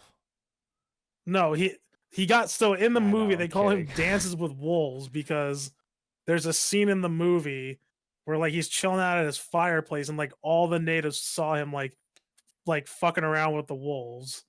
So that's why they call him Dances with Wolves. All right, we're almost there, and Freeman has to go to do back to work soon. So You almost said do homework. Yeah, let's do homework. What year is this? I'm texting my it's friend work who's at also home. doing homework right now, so it's hard to brain right now. Hard to brain. I don't punk very well. Jurassic Park. Jurassic Pork. can be said? Fucking Leslie the and I. water, What? the water from the cup. God damn it! The water. T-Rex Yeah, the water roar. from the cup. T-Rex T-Rex roar. roar. Velociraptor Um, being cool. So I'm T-Rex gonna being tell you cool, the objects in absolutely mirror. only problem I have with this movie, and that's not even a real problem. It's that I can't watch any movie that Wayne Knight is in because I just see Newman from Seinfeld and can't take the movie seriously at that point. I mean, it's true. See, I've never actually I never actually watched Seinfeld like for an extended period. I've seen bits and pieces, but I never watched most Seinfeld. As a Jewish person, I've So seen I it all don't the way have through this multiple problem. times. Well, yeah, I'm sure. They're like fucking watching, but watching him in Jurassic Park, I'm like, Jesus, what a neckbeard fuck. It's for real though. Because that's what he actually He is. Like, is. you look at this fucker's desk, He's also like It's not got a bunch of likable character in trash. this movie. fucking Doritos and fucking Mountain Dew. Not actually, but like, might as well. Got all this garbage, and he's got like pictures of naked fucking bitches on his computer, his work computer. This hack of shit. It's so fucking dumb. I mean, this is another in the look. It's a Spielberg movie that might not be as good as some of the movies on this list, technically, but is the cultural movie that everyone in the world knows. Yeah, everybody knows Jurassic Park. And even if people don't agree that it shouldn't be on the list, I feel like it's one of those things where it should be. It should be. It should. It's one of those. Respect. It's one of those. The legacy. Yeah. I love this movie because it proves that practical effects will always hold up, whereas CG will eventually always look outdated. This movie still looks gorgeous. Yeah, it's for real. Still awe-inspiring when you see the start of this movie and you see them get out of the car and just take the glasses off real slow and just look up and you just see this thing and it's like, thunk, thunk. And the T-Rex is never not going to look badass from this movie. Yeah. Right. When it just roars the first time after it climbs out onto the road by the car and it just screams. Holy fuck, is that so good. We got to plow through. We got like 7 more. The Exorcist. I don't like scary movies, so I didn't watch it. Never seen it. It looked lame. Really? Yeah. It's not. I guess I could see how watching it now might seem dated. It probably is a little dated. I just loved the whole thing though. That's fine. I watched it like a year ago with my dad, and it's a classic for a reason. Word. It just does things so differently from everything else, and it's just so creepy the whole time. Haven't seen this, but I've heard things. The Pianist. I remember the whole Roman Polanski. The same joke was made. So someone's like, "Oh man, I can't believe he's on trial for fucking that kid. I really liked The Pianist." And all of I really like The Pianist. Almost like you really like The Pianist. What'd you just say? Yeah. Apparently, it's a good movie, but I haven't seen it. I think I've heard of it, but I've never seen it. Adrian Brody's pretty cool when he does well. When he does well. When he does well. Yeah. This is the movie that people say could contend with Godfather in terms of crime movies, but I don't think I've ever. It's been such a long time since I might have seen it that I don't remember it that well. But Goodfellas, good movie in my books. Fucking Goodfellas. Goodfellas is so good. Mm-hmm. I rewatched this movie actually a couple months ago just for shits and gigs. I was like, I haven't seen Goodfellas in a hot minute. And nice. what the fuck was I watching? Oh yeah, because I watched Casino. Another fucking Martin Scorsese movie. Didn't think it was that great.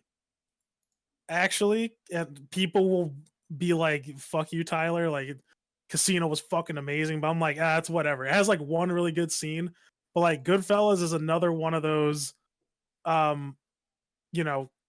person rises to power and then that sharp fall to the fucking bottom. Mm-hmm. And it's really good. All the characters are fucking convincing. They're all Jersey, New York fucks. Hell yeah. It's believable. So like it's really good. It like definitely one of Scorsese's better movies. And probably De Niro's. De Niro's. Really like I'll go out on a limb here. Fucking any Scorsese movie I feel like is definitely worth a shot. Mm-hmm. Especially his mob movies like this, The Departed.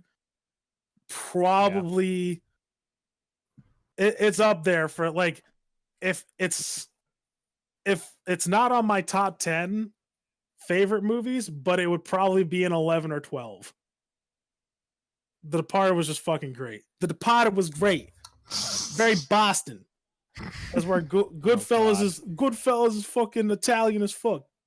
Speaking of Robert De Niro, Deer Hunter. I never saw this. I couldn't get into it. It was super fucking slow.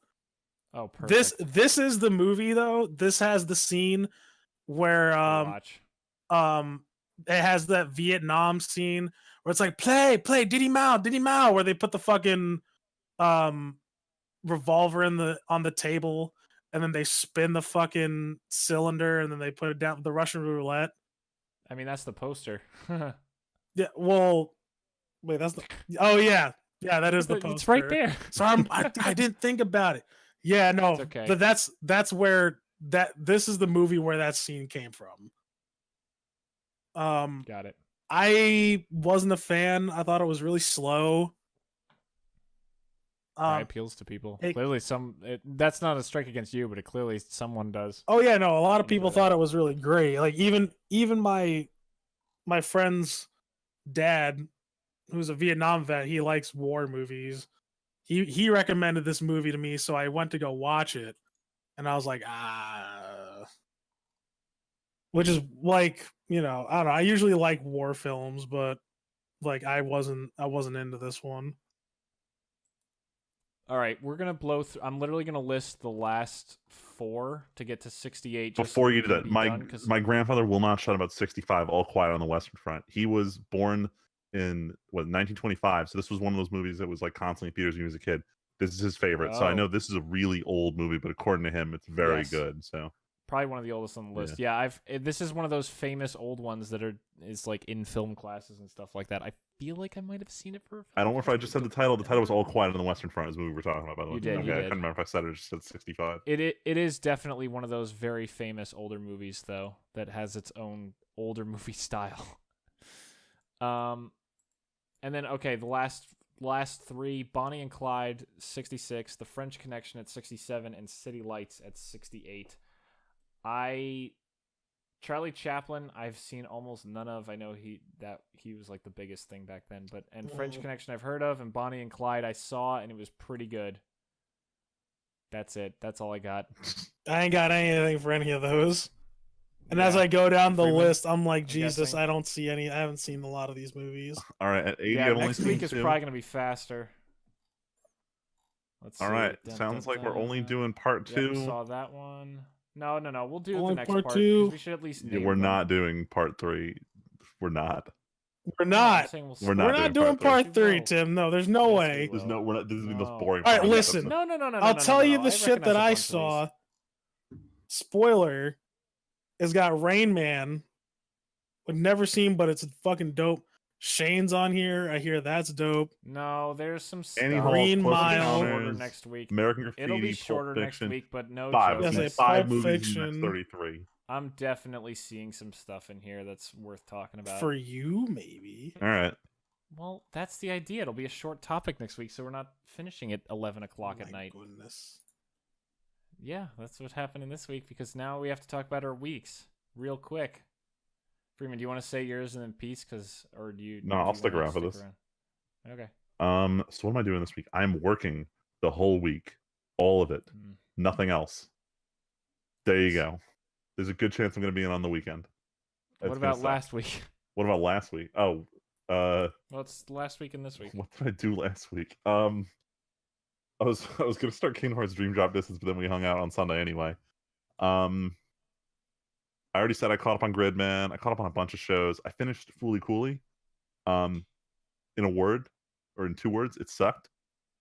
Everyone who's trying to make heads or tails of it is honestly pulling out of their ass.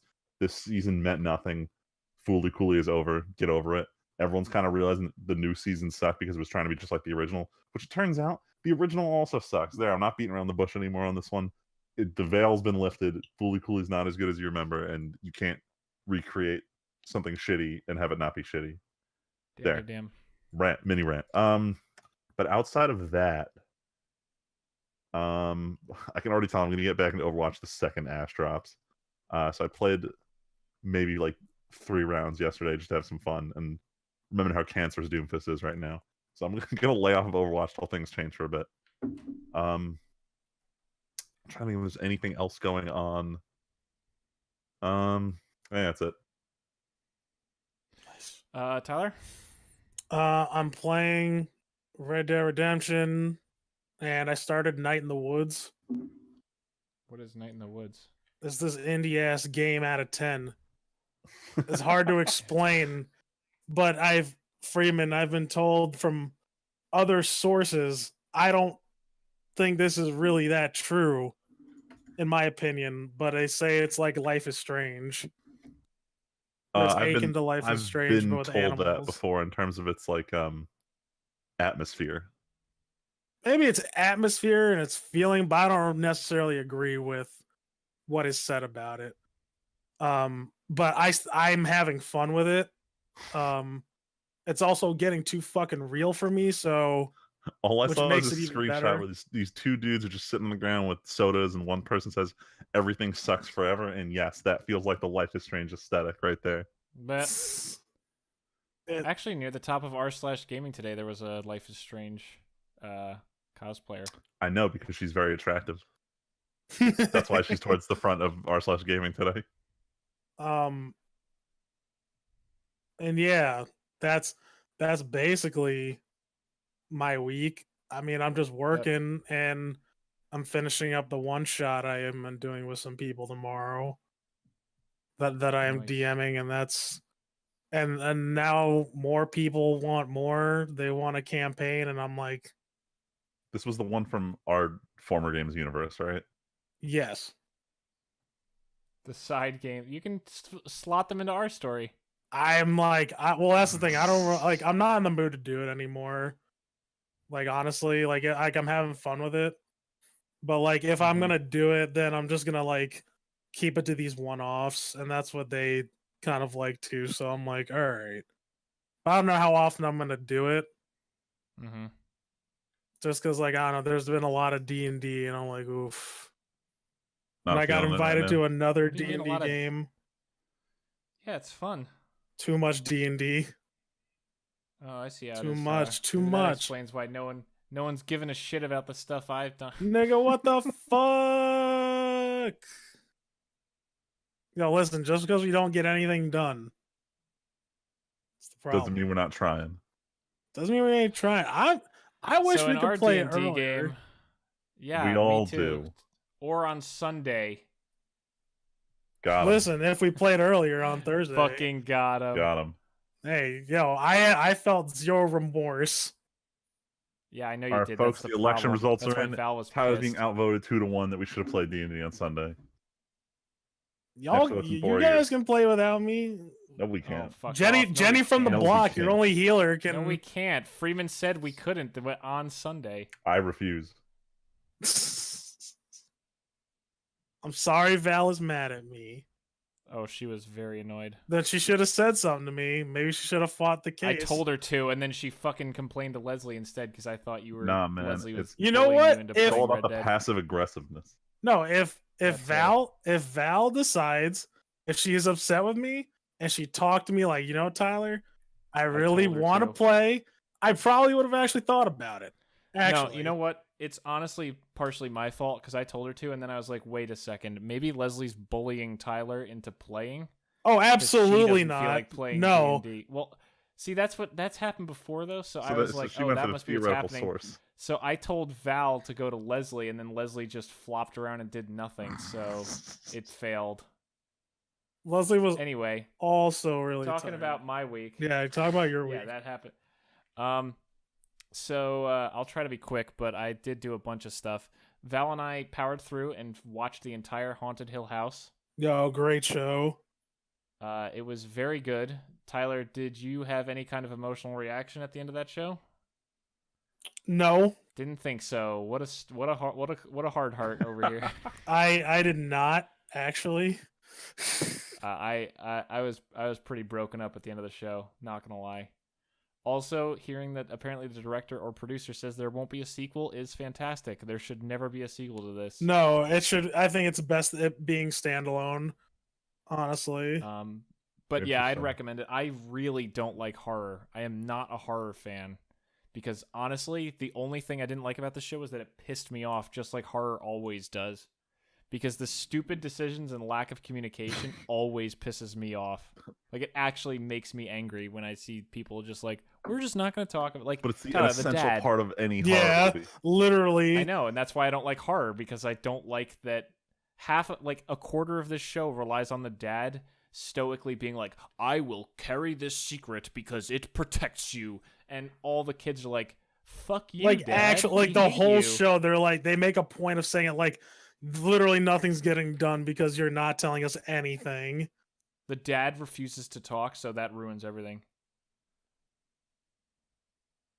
I will say also at the very end, Tyler, I don't know if you felt this way. I felt like the core logic of the show, when they at the very end when they kind of go back to that night and he has a conversation, the dad, that explains why the house doesn't have anything happen. Do you know what I'm talking It about? doesn't have anything happen. We don't know. He has a conversation with two people, and that's why the house doesn't like basically get fucking burned down or anything. Yeah. I found that really fucking weak, and it kind of the whole show doesn't get hurt by it, but I felt like the base logic for why the show happened. Oh yeah, no, I am 100% agreed, and that's why I didn't feel shit at the end of the movie. I was like, "Are you fucking kidding me?" See, the monologue at the very end still got to me pretty hard, but it wasn't enough. Like, but that logic of like, can you not do this for us? Like, fuck you. Nah, how that's why Stevie bitch that? made. I would have fucking burned that bitch to the ground. Yeah, no, Spoiler. You're not wrong. Yeah, I don't want to get into spoilers until Freeman's seen it, because Freeman, you really should. It's long. They're 40-minute to hour-long episodes. They vary in length, but it is really good. It's just like Castlevania. You should both see both so we can talk about them, because they're really good. Time is my enemy here. I know. Speaking of time as the enemy, I'll try to finish up. We also just started yesterday. We're 4 episodes in of the 6 that are currently out. We started watching Reincarnated as a Slime. Oh, yes! God. You guys are going to love this show. It's really good. So I gotta say, Freeman, it's a little weird how you like this a lot and really don't like Overlord, because I am constantly comparing this to Overlord. Yes, they're very similar, but what they do different, I like. Okay. Damn him with the okay. No. It's more just that, like, I honestly don't see enough different that it would be enough to want to watch more of one and not of the other. That's all I mean. But again, we've had this discussion. It's fine. Honestly, it's fun though. We were planning on watching more, but between voting today and dinner taking longer to make than I thought, we didn't have time for more than one tonight with dinner before the podcast started.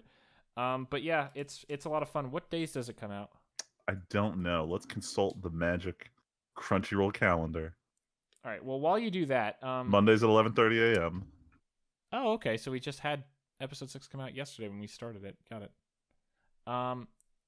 Other than that, gaming-wise, I started playing a lot of Deus Ex Mankind Divided from this weekend. Nice, dude. This game is like 2/3 or worse of Human Revolution in every single way, especially budget. Yeah. I recorded my 3rd session today. The game crashed once and then refused to take the cursor off screen a second after that until I closed the game completely again. So that was shitty. The game has random slowdown. A lot of the animations feel kind of... Tyler, I forget, did you play Human Revolution? Not all the way through. I didn't get a chance. But you remember how, like, when you would do like stealth kills and takedowns, there felt like there was impact, right? Didn't it? Like, yes. You know what I mean? This game, it's like the sound effects and the way the characters move really stiffly. Wait, are we talking about Mankind Divided? Yeah, I'm talking about Mankind Divided. I was comparing it to Human Revolution. Revolution. Yeah, I think Human Revolution played better, honestly.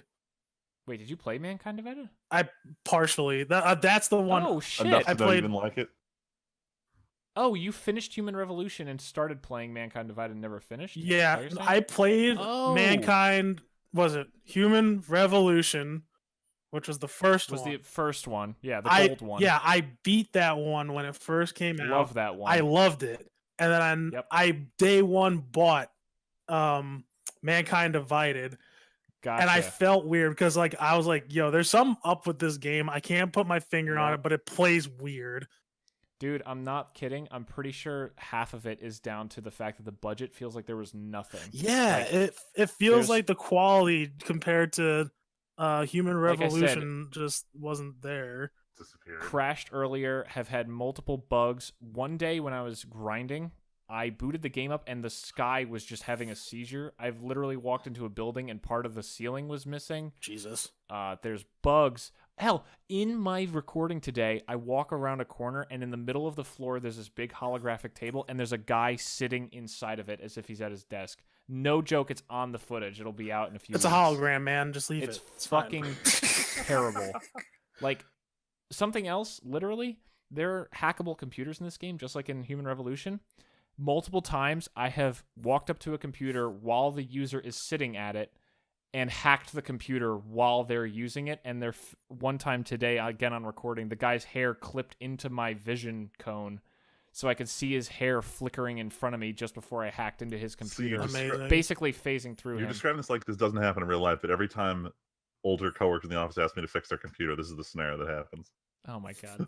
But the game is still fun, but I don't know, a lot of the magic of Human Revolution. I bet I could go back and play for Human Revolution and have more fun with that than I am with this. Probably. I don't know. Prague felt really big when I started playing, and now it feels like this tiny nothing. Like, I thought each... Tyler, you remember the metro? How you, like, get around the city? Oh, yeah.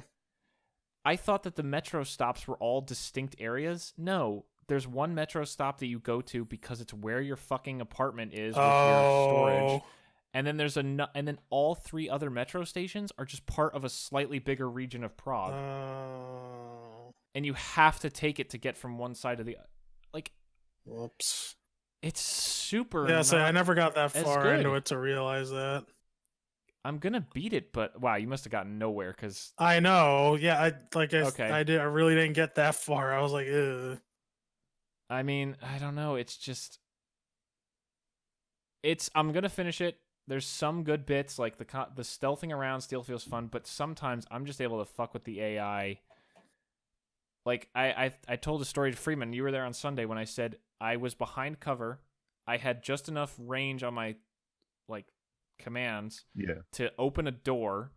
Guy got suspicious, walked into the door. I closed the door behind him, and he didn't even react, and I walked up and punched him, and no one outside noticed. And it's like, guys, this AI... Oh, hell. When the first session comes out, Freeman, I told you about this too. I was on a catwalk. Tyler, I knocked a guy out. One guy below sees it, climbs up a ladder, comes down a walkway. When he's right around the corner from where I am, I reach out, punch him. Another guy sees it. I had 5 bodies stacked by the time everyone in the lower area had seen me once and one at a time. One time 2 guys saw me, but then one gave up halfway through so the other guy could come up and get punched. It's a little immersion break. And it's so weird because Human Revolution was so good about covering up this kind of thing. Sounds like laziness. Stealth. It's a little depressing. So other than that, I haven't really gotten to play Yakuza. Actually, I did try to grind a little bit in Yakuza.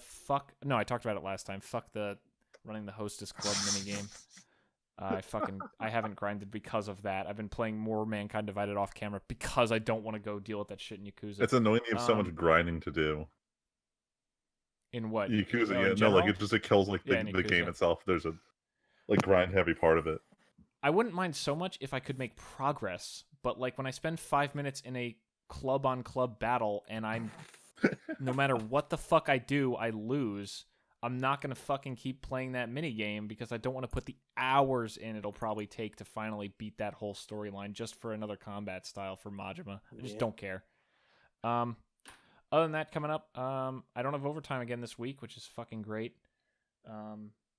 But there's no official commander at my store this week, so who knows what I'll do. Because there's apparently a Ravnica draft, but I might try to get people to go play commander anyway. Building any new decks? No, but I am trading in about $300-400 worth of cards, like I said earlier, to get a full art mana leak and possibly get store credit for that box in the future. Yeah, I'm just not spending any money right now. I got to do Christmas. That's right. Holiday shopping's coming up. Christmas. So much fun. Plus, since we're coming back at the beginning of December, we have to buy for everybody before... No, what? Don't do it. Don't spend money, because then we have to spend money. Val already did for... Actually, Val isn't getting anybody much of anything because of the party from the summer. She basically counts all the money she put into that as your guys' Christmas anyway. All right, cool. That's that fine. Works. But that means you owe her already. I know. Okay, know. That works. I actually found the best Tyler present ever before the podcast started, so I have to order it. No. God damn it, Timothy. Haha, fuck you. All right, we're going to end the podcast here because we're way over time. It's almost 11. Yes. We all got to go to bed. Yeah, Freeman's got to go I'm to bed. trying to play some Red Dead. Oh, my God. And I'll probably go... I can't even grind in Mankind. I did all the side quests, and there's nothing to explore. Fuck. I don't know. Anyway, thank you all so much for listening. We'll be back next week with finishing up, I guess, the list of movies really quick, just covering, and maybe starting another topic. Who knows? But until next time, my name is Timpedia. I'm Friedman. This is just Tyler. And we will catch you guys next week. Thanks for listening.